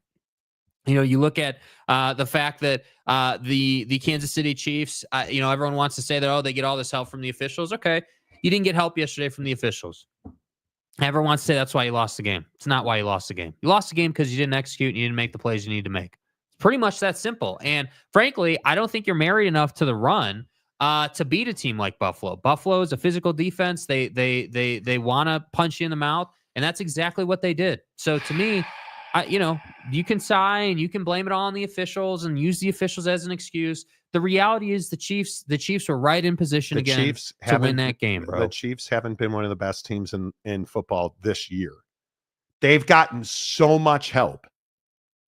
And then you go to Buffalo, and what happens? Josh Allen throws a terrible interception that you didn't take advantage of and then runs you over in the end zone. And you wind up losing the game because the NFL's tired of your BS. Right. And the NFL doesn't have to, in my opinion, cheat the way they've been cheating with Kansas City. Because I do feel like the NFL has cheated to help Kansas City win. And I'm glad it's over now because I look at some of their wins. How much help has this Kansas City Chiefs team gotten? They've been on the edge for how many weeks in a row now? And finally, you went to Buffalo in a good environment against a good team, and you lost. And the officials didn't cheat to help you win. And I don't usually play into the hyperbole or conspiracy theories. I think the Kansas City Chiefs have gotten a ton of help from the NFL. And they didn't get that help yesterday. So guess what happened? They lost. Yeah, I just disagree. They've gotten help for sure. I don't disagree with that point, but you didn't lose this game because of the officiating. You lost this game because of Xavier Worthy and because you didn't stay committed to the run. And because you didn't stay committed to the run, Buffalo's secondary was able to back off the line of scrimmage, and you thought it would be a good idea to run Patrick Mahomes around the pocket when the Bills' defensive line had been dominating your offensive line the whole game. So, it's to me, yes, they've gotten help.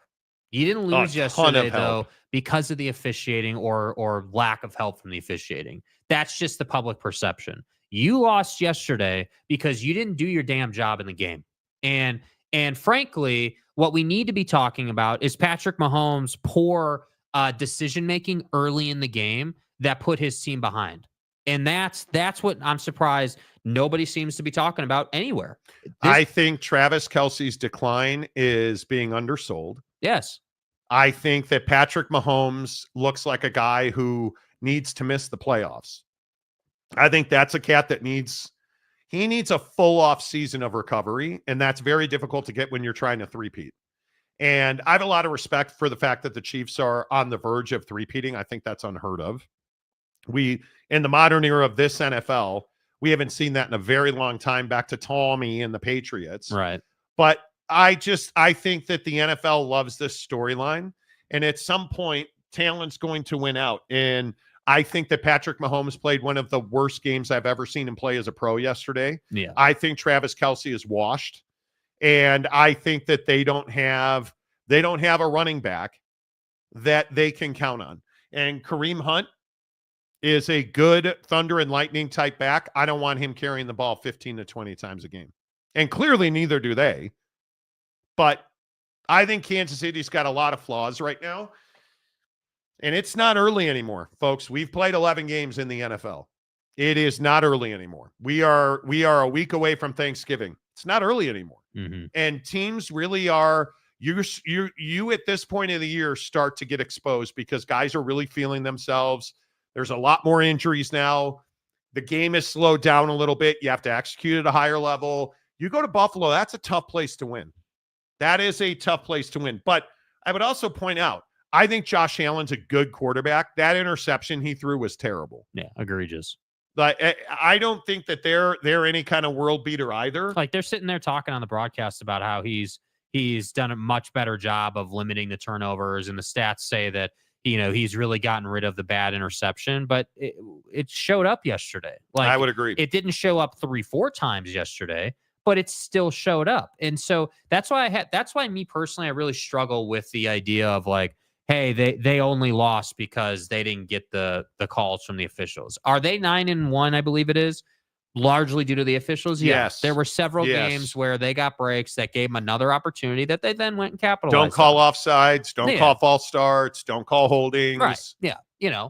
And so there's a lot of that. Pass interference. Yeah. There's a lot of that. But I think, I question in today's climate and culture whether it's good for the NFL that the Chiefs lost.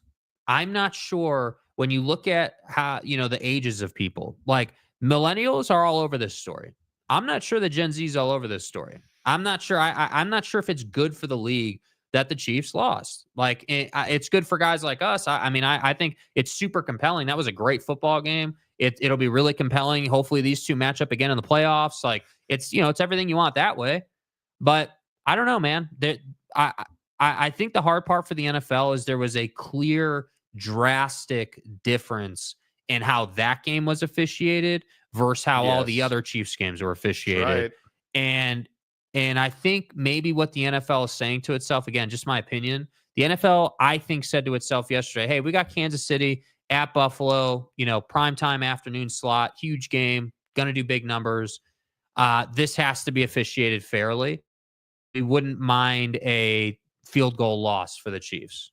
And inevitably it winds up being 9 points, I think, so that's why I think that happens. But again, I just want to emphasize, dude, Xavier Worthy, you can see they're trying to develop him. You can see they're trying to get more out of him. I loved the Texas play that they ran, the reverse that they ran early in the game. That was cool. But he's got to, and we said this last week, they got to develop him as a receiver. That not being you can't just run in a straight line. Yeah, that not keeping your feet in bounds there is totally unacceptable. I would also remind you they have one of the easiest schedules in the NFL. They now have at the Panthers, Raiders, Chargers, at the Browns, Texans, and then at the Steelers and Broncos to finish up. So, and I would also point out that the Pittsburgh Steelers have all of a sudden figured out how to play football. But as a Chicago Bears fan, dude, I would also like to point out that it brought me great pleasure to see Justin Fields not know the sliding rule and come up a yard short on third down. Yeah, he legit thought he got the first down. That was amazing. Is Pittsburgh legitimately good, and is Baltimore legitimately overrated? I think that Pittsburgh is not legitimately good. I think if you look at the stats, they will tell you that Pittsburgh has figured out how to play Lamar Jackson in that specific team defensively. They figured out, okay, this is what we need to do to beat this team. And the Ravens just happen to be one of the best teams in the AFC. And I think the problem for Baltimore is, and, I'm not usually talking head guy here, but Rex Ryan's been on this whole thing about how they're not committed to running Derrick Henry 30 times a game. Yeah. And we saw that play out yesterday. And by the way, when they did run him, it led to big gains, which is why it's shocking. The problem is they got spooked by that fumble. And every running back's going to fumble the football. It happens. Yeah. I would be running him down people's throats. I don't understand why they're not. But I'm also going to live and die on this. If your quarterback cannot stand in the pocket and deliver the football, you will not win. You will not win at a high level in the NFL. Yeah. And Lamar Jackson is still not able to stand in the pocket and deliver the football. It is as simple as I can say it. That you look at every single game. Why is Justin Herbert now into the MVP conversation? Because that dude is balling and he is delivering the football at an elite level. Why have the Buffalo Bills not won a Super Bowl? Because Josh Allen cannot be trusted to throw the football in big games. 100%. And you look at whether it's Patrick Mahomes, any elite team, usually they go as their quarterback goes. And I look at the Baltimore Ravens. I think they're a legitimate Super Bowl contender.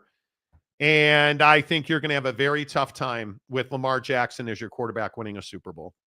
We're going to get a game tonight that I don't know that anybody is excited about because the Dallas Cowboys are going to play Cooper Rush.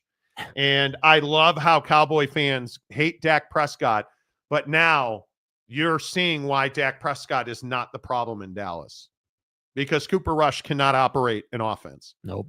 And you're looking across the field at CJ Stroud, a guy that's having a bad season, backsliding at 2,300 yards and 12 touchdowns. Your teams go as your quarterbacks go. And that Josh Allen touchdown run yesterday, I think is one of the biggest, I don't know. I would be excited you won the game as a Bills fan. That cat, Josh Allen, I don't want him throwing footballs in championship games and Super Bowls. I don't trust him. I don't trust him. I don't trust Lamar Jackson. I don't trust Cooper Rush, obviously. I don't trust Jalen Hurts, and I think they're in the driver's seat in that division now. Right. I don't trust Jordan Love yesterday. 13 of 17. That's great. But if that cat doesn't run out of the pocket, they don't win the game. Right? I look up and down this league. Why are the Detroit Lions the best team in the NFC? Because Jared Goff is playing incredible football right now. Teams go as their quarterbacks go. And the bad teams, the Tua Tagovailoas, are the Dolphins an AFC contender with Tua quarterback? They are. Without him, they're not. Yep.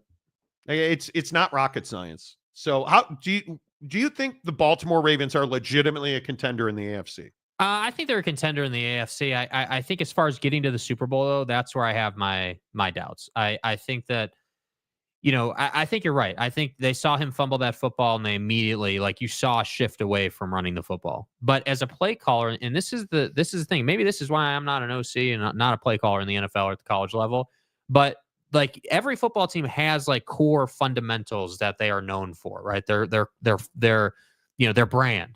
And the Baltimore Ravens went out and got Derrick Henry, which inherently means your brand is running the football. And so I don't know how you go away from that. So are they a Super Bowl contender?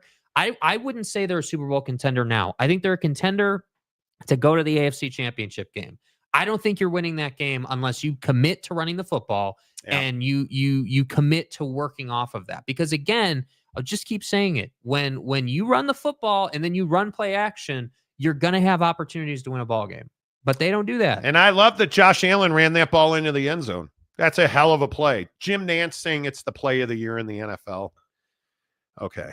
I love that Josh Allen ran that ball.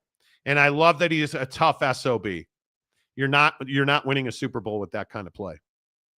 You're not. And it is as simple as Why did you go and trade for Amari Cooper? Because you need a guy who can go catch the football. Is Josh Allen capable of delivering the football in big moments? Is Justin Fields playing in a quarterback rotation with Russ the right thing for the Steelers? Is Lamar Jackson? Is like Aaron Rodgers? I think Aaron Rodgers, this is a real question. Yeah, it is. Should Aaron Rodgers retire? Yes. I think he's washed, bro. I think that you are going to have is now worse than it was with Zach Wilson. I think you're going to have a real tough time selling Jet fans on Aaron Rodgers next year. And I think, again, who are you, Dave Aranda? Do you want to win a Super Bowl? You don't keep Aaron Rodgers at quarterback. If you want to win a Super Bowl, you got to make changes, period. Yeah, the problem in the league, though, is like, I don't know, like, you got to have cojones to say, hey, we're gonna let go Aaron, and we're gonna go and find a guy. Like, Aaron's one of those guys that unfortunately you can't walk away from unless you have a no doubt about it. Or on the flip side of that, you can walk away from him, but you better be able to absorb the heat and the media and the pressure and the environment until what you did establishes itself as the right move. I would agree. And I don't know that Woody Johnson and company are have that kind of energy. Yeah, I don't know. I think it's really interesting. And then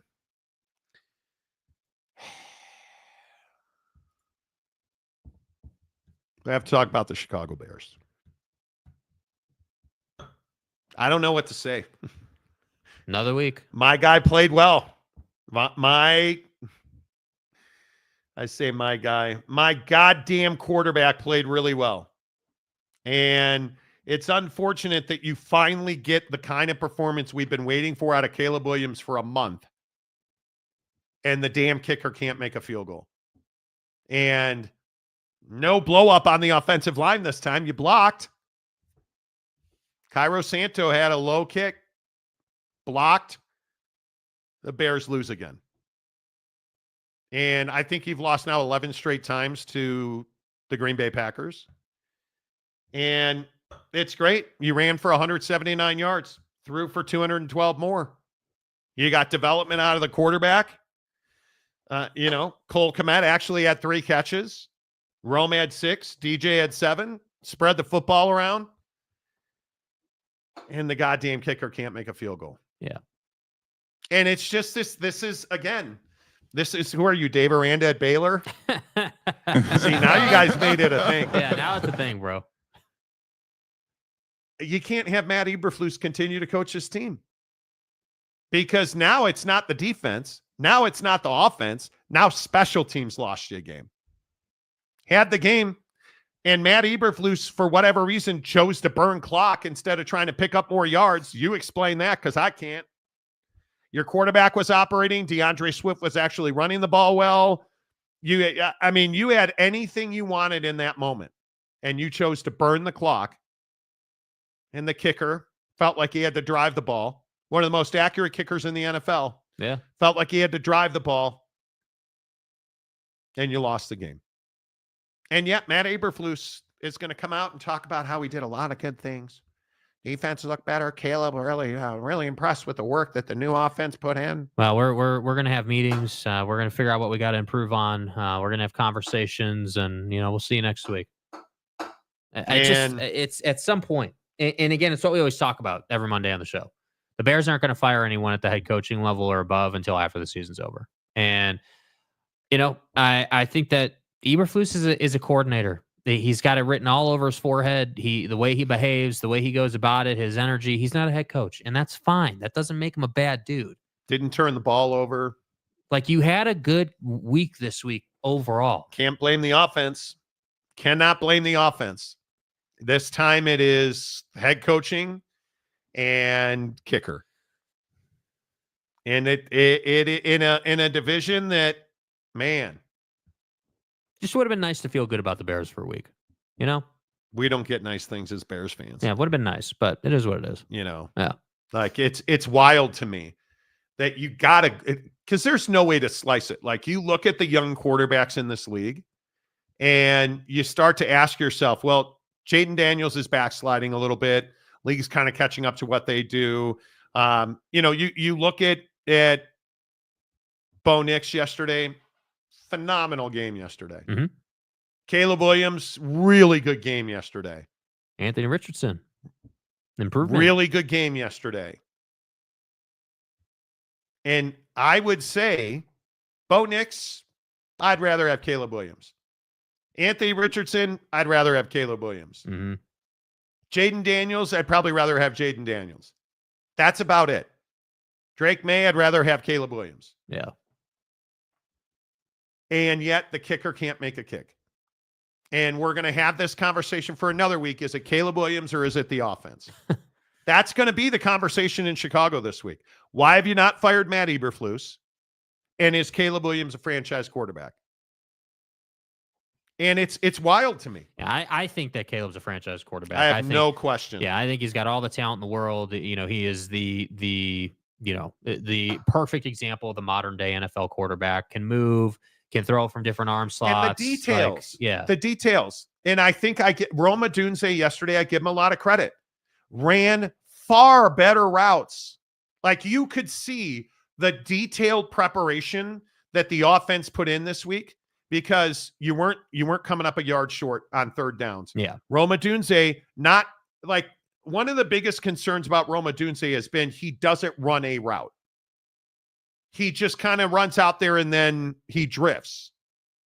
And then he goes to where the ball's thrown. Whereas the quarterback needs a receiver to run a route and be where he's supposed to be because that's where I'm going to put the football. That's what we saw of the Bears this week. The Cole Kmet, those sit-down routes that the Bears had not been able to execute for a month. Boom, like 6 of them yesterday, I think it was. The detail is in the offense again, right? So Rome yesterday running detailed routes, running Caleb Williams throwing balls before the receiver turns around and putting it right on frame. Like yes. Actual real offense. Because you moved on. You fired the offensive coordinator. And now all of a sudden, how come we're not asking about, Bajan? Oh, because Caleb Williams maybe wasn't the problem. Maybe the wide receivers, the offensive line. Yeah, why don't we have any more video this week of Caleb Williams sitting on the bench being pissed off with his coordinator? God, it sucks so bad. So that's why I say you see the improvement that happens when you change personnel in the coaching staff. And hopefully, again, only the first week. Let's see how this plays out over the next month of the schedule. Let's see how long-term, do we get that consistency in the preparation? Because I think it's a great point. The detail was there. They looked better, looked more prepared, running better routes. All that stuff was better. Okay, can we build on that now? Can we now run an even more effective offense? Because, again, the thing that we can't just skip over is you scored 19 points. That's not a great offensive week. That's a great offensive week for this team. But generally speaking, that's not a great offensive week. I would categorize 27 plus points, 27 or more. You're cooking on offense. You're going down the field. You're scoring with regularity. Defense is having trouble stopping you, right? At that point, you're 4 touchdowns into the game. Like you're having a good week. So they're making progress, but we can't just skip over that the energy in the team is jacked because their head coach is just not that guy material. Not that guy. Mile High Phil. Hi, Phil. Hi. If you want to be honest, KC should have really lost last week to the Broncos as well. Did Bo Nix just insert himself in the running for Rookie of the Year? No. Nope. No, I don't think so. Oh, there's only one guy that's winning that award. I think so. The stadium guy, James. Just trade the first round pick for a second round and third round and get 2 good offensive linemen. Yeah, I mean, it's super easy. Yeah. You know, just draft all the guys from Oak State on the offensive line. Yeah, why don't we go visit some IPFs and talk to some coaches and we can see what we can get done, The problem for the Bears is you cannot now look back and say you shouldn't have drafted Rome Odunze. That's where you made the mistake. You should have drafted the Joe Alts of the world. Yeah. Right? Like you should have gotten the best available offensive lineman to team with your quarterback. But again, they made that decision, which again, I'm a big believer in, at least in this. And I agree, you should have got Joe Alt, but at least they said to themselves, okay, we have a fork in the road decision here. How do we want to position Caleb Williams? Are we going to go protection and less weapons? Or are we going to go more weapons but less protection and put it on Caleb? Yep. And they went more weapons, less protection, put it on Caleb. And now this draft, I don't care where you are, you damn well better draft an offensive lineman. Like, you have to add depth there because good offensive linemen in the league are not being traded. You're not just gonna go out and find the best offensive lineman. Like, that's not happening, dude. It's gonna be very difficult for the Bears. If you had just one tackle you could count on, this team's probably a playoff team. Yeah. How much does the running game improve? How much, and I still think we saw a little bit of it yesterday, less than the week before, but I still think Caleb isn't 100% bought into what he's seeing yet. I still think there's that little I see the read, but I think Caleb Williams is a quarterback who doesn't have something to rely on. Yeah. And if you had a left or a right tackle, you could at least build an offense to that side. And then play action off of that. Like, hey, we're going to play action, toss, sweep. Let's say your right tackle is a stud. Toss, sweep to the right, but I'm going to play action that, roll to my left. That's going to buy me 2.5 seconds because the defense is all flowing that way. And I'm going to hit Cole Kmet on a crossing route. Yes. 15 yards down the field. Right now, you can't do that if you're the Bears because you can't go left or right consistently. Brandon Butler, the rest of the Big 12 is excited about the cue ball's extension. You're not wrong. Everything you need to know, bro. Unless his name is Will Farron. Yeah, never rely on the kicker, ever. Will Farron's been dynamite for BYU. Dynamite. Travis, true, we didn't win due to a block kick. That is not the point. That was on us, but KC did not play well enough. No, there is no question that the Broncos were in position to win that game. Yep. And didn't. And Kansas City blocked a kick. They made a play. Totally get it. Totally get it. 100%. Jay Brannon, if Monty sees the deserve word, he's going to flip out again. Not in that context. It's context. Good morning, Monty and Jake. I was wondering if you guys talk about a non-sports story. Reason I ask is because that's my favorite part of the program. Well, we can talk about dry needling. I got a little dry needling yesterday. I have golf elbow. Do you guys do acupuncture, dry needling, traditional Chinese medicine? Like, do you guys buy into that stuff? I haven't done it a lot, but I know a lot of people do. So dry needling basically is you go to somebody that's trained in it, and they stick little needles in your hand, your arm. Like right now, I'm having wrist pain, which is gone. Now it's hand pain. So I was having wrist pain from golf. So I went and saw a friend of ours. My wife trains with this guy, Kyle, who is a physical therapist. And we did some dry needling, which is take a needle, a small needle, put it in your arm, and they twist it to pull on the material in your arm, the muscles, the fibers, the tendons. And goddamn, if that is not amazing relief. But dude, you put that needle in the right place and you twist a hair too far, and it just is like you're getting hit with a bolt of electricity. And it works. It works incredibly well. My elbow this morning does not hurt anymore. So I got it on my forearm. Yeah. On my under forearm and then in my hand. And he stuck that needle in my forearm up here, and I had electricity running from the tip of my thumb to the tip of my pinky across my wrist.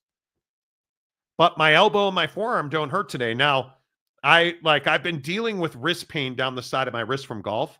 So he put two needles, one in the palm of my hand and one on the side. Dude, that hand is a little tender today. Yeah. But boy, dude, you want to do some torture on some people? You turn that needle too far and yeah. Woo. I don't know if I buy into cupping, and there's a lot of that type of stuff that people do that, is questionable. Yeah, there you go. Mayor Hilarious says, Marty, just drink some water with lemon in it. That'll cure your wrist. Yeah, what was the Aaron Rodgers drama earlier? Cayenne pepper water? Come on. Like, what are we doing? Come on. Mike Phillips, good morning, Mike. Dry needling is legit. Acupuncture is not. The immediate release of pressure from dry needling is crazy. Rice or JP? I gave my old lady the old dry needle last night.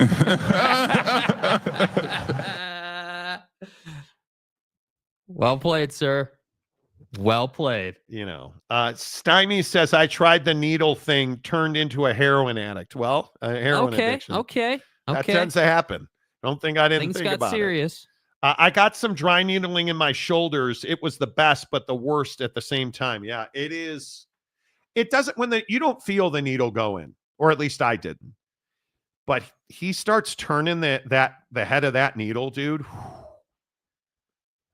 My good God. There is some. Yeah. But hey, it works, which is great. It does work. I will absolutely do it again. I think it's remarkable. I have had significant pain. Like, I swing a golf club a lot. Now in the wintertime, I'm only hitting balls probably 4 days a week. But Mrs. Monty and I went to the range Friday, Saturday, and Sunday. And Saturday, I had legitimate, like, I can barely swing this golf club. Yesterday, it was a lot better. And then after the range, I iced my wrist and went and got the dry needling stuff done. Mm-hmm. And today, I can move my wrist normally without pain. And all I feel now is there's a little catching on the side, which is a huge improvement. Right. Like, I have had pain doing any of this, and I don't have that pain now. Yeah. So there is that. Oh, look at that. It's fair. Yeah, I bet you're back in the membership. That's a good win for Kansas. Good win. Yeah. You know. Mayor McCluskey says, I've been immunized. I bet you have. You see what I mean? Like, God, don't get me started on that. Yeah, I've been immunized. And he says, I've cupped it. Helps, especially with sore muscles. I may try it then. Officiating in that BYU Kansas game was horrible. Oh, it was terrible. Oh, well, both Terrible. sides though. In that particular game, I just don't know what pass interference is anymore in the Big 12, because they just didn't throw flags. Like, the one play, you had the Kansas DB in front of the official with his hand on Darius Lassiter's back, almost horse collar style, like holding Darius Lassiter down. No flag. And BYU, there were probably 2 roughing the passer calls on Jalen Daniels that just did not get called. Shocking. Yeah. Shocking. You know. Do we talk about, where are you guys at on Thanksgiving food? Me and Mrs. Monty celebrated Thanksgiving last night because we will be in Hawaii for Thanksgiving this year. Real quick in the 3 minutes we have left here. Right. Are you guys holiday spirit people? We're not putting up our big Christmas tree this year. We ordered on Amazon a 4-foot tall tree that I think we're going to put on top of this Japanese table that my wife has. She's had it for years. But we're into like some of our decorations are up now in the house. Like, the lights are going to go up this week. Like, Are you, does it feel like the holidays to you? I am stuck in, I cannot believe we're a week and a half away from Thanksgiving. I cannot believe. Yeah, the month has flown by and the year's flown by. I mean, I think that, part of the festive be in the mood thing is that you have to try to be. You have to want to be. And that's what's tough. We all work so much that I think, it's like, oh, well, Thanksgiving week, man, we're going to get a couple days off here. Great. We're all so focused on resting that I think it's hard to like enjoy it. But I think it helps if you put your tree up, or you do some semblance of a tree, or like you do Thanksgiving food or meal, or what, you know what I mean? Like, it just kind of helps the camaraderie of things. So I would say yes. So we made a turkey breast, mashed potato. I say my wife made turkey breast, a full-on turkey breast, mashed potatoes, gravy, green beans, and the most unbelievable homemade pumpkin pie. Not some big spread, not some huge thing. Yeah. And it was really enjoyable. Yeah. And we went out to dinner. I went to a really crappy restaurant Friday night. Again, why do I not go out to dinner? I ordered a petite filet medium with a salad. The petite filet turned out to be a flank steak, cooked, barely cooked, browned on the outside, raw on the inside. Horrendous experience. Terrible service. The girl didn't listen to me. Like, it was just horrendous. It was awful. And I'm more now into this. It was nice to be out with like other adults. We actually went out to celebrate somebody's birthday. It was really great. But I am a small circle guy. I don't want 1,000 friends. Mhm. I don't want huge gatherings. I much prefer being at home, making dinner with my wife, cleaning the kitchen together, doing the dishes, like enjoying, like watching Sunday Night Football. Right. I much prefer that. And I'm into the holiday spirit. I really like that we have some Christmas decorations up now. And I don't know if it's maybe that I'm just older now. My kids don't live at home anymore. Mrs. Monty and I do not buy each other gifts because we travel all the Cubs tickets, right? Like, we have a timeshare, we have Cubs season tickets. Like, we do things during the year. Yeah, I just think it's that you guys have a good setup. I mean, you think about like big groups and stuff. A lot of that is people having kids and, like being in that stage of life. And I think, for you guys, like, there's nothing wrong with it. I think in our country, we make it taboo that, people don't want to have like 50 people over to their house for a holiday dinner. And it's like, well, think about, and we started doing this probably 5 years ago, 6 years ago, I think it was, where, we started going lighter on Thanksgiving and stuff because it's just such an effort and process to do all the dishes and get the house back to where it's like the way you want it every day. And like, it's just such an effort that you feel like instead of enjoying your holiday, you feel like you've worked your entire holiday to keep up. So I don't think there's anything wrong with it. I think that, you should do, whatever's good, whatever you want to do. And I think that we shouldn't, hate on people because they want to enjoy a quiet holiday. I don't think there's anything wrong with that. Yeah, I think there's a lot of pressure to have some huge circle of friends, and I just don't see it.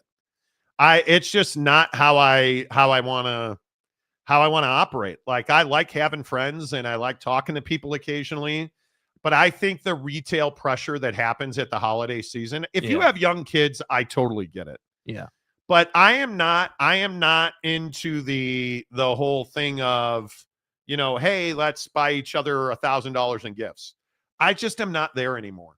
I don't know when that switch flipped, or I enjoy Thanksgiving far more than I enjoy Christmas.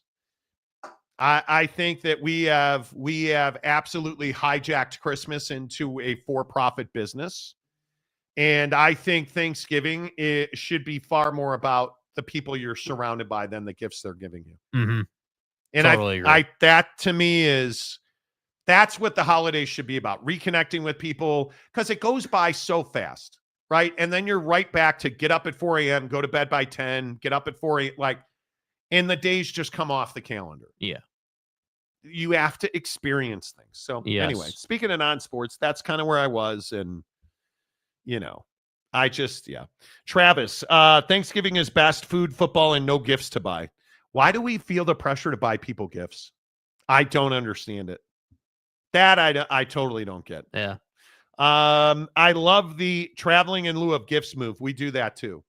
We spend a lot of money on our timeshare. Yeah. And we actually like going, like we're going to Maui next weekend. Like, amazing. Cannot wait. Going to play golf at 3 world-class golf resorts. Going to stay at a world-class resort. And it's a grind, But again, the travel in lieu of gifts thing, you'll never forget those trips. You'll never, like, they're great experiences. Yeah, I think you have to be able to, and you have to be willing to spend time with people. And I cannot say it enough that when you choose not to spend time with people that matter, you're making a mistake. You're making a mistake. And I think it's what worries me so much about the future of our young people is I just don't think they value relationships anymore.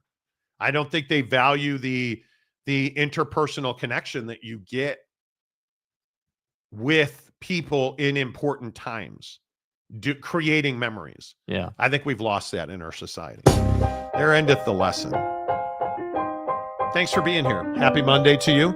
If you have not, please hit the like button. I haven't even said that once today. I'm a terrible person. Over 2,500 views, only 66 likes. Please hit the like button on the way out the door. Don't forget, we're off on Friday and all next week because, I won't be here. I hope you have a great holiday. We'll see you tomorrow, Wednesday, and Thursday. 3 more shows, and then I'm going to play golf in Hawaii. Until tomorrow, say goodbye, Jake. Goodbye, Jake.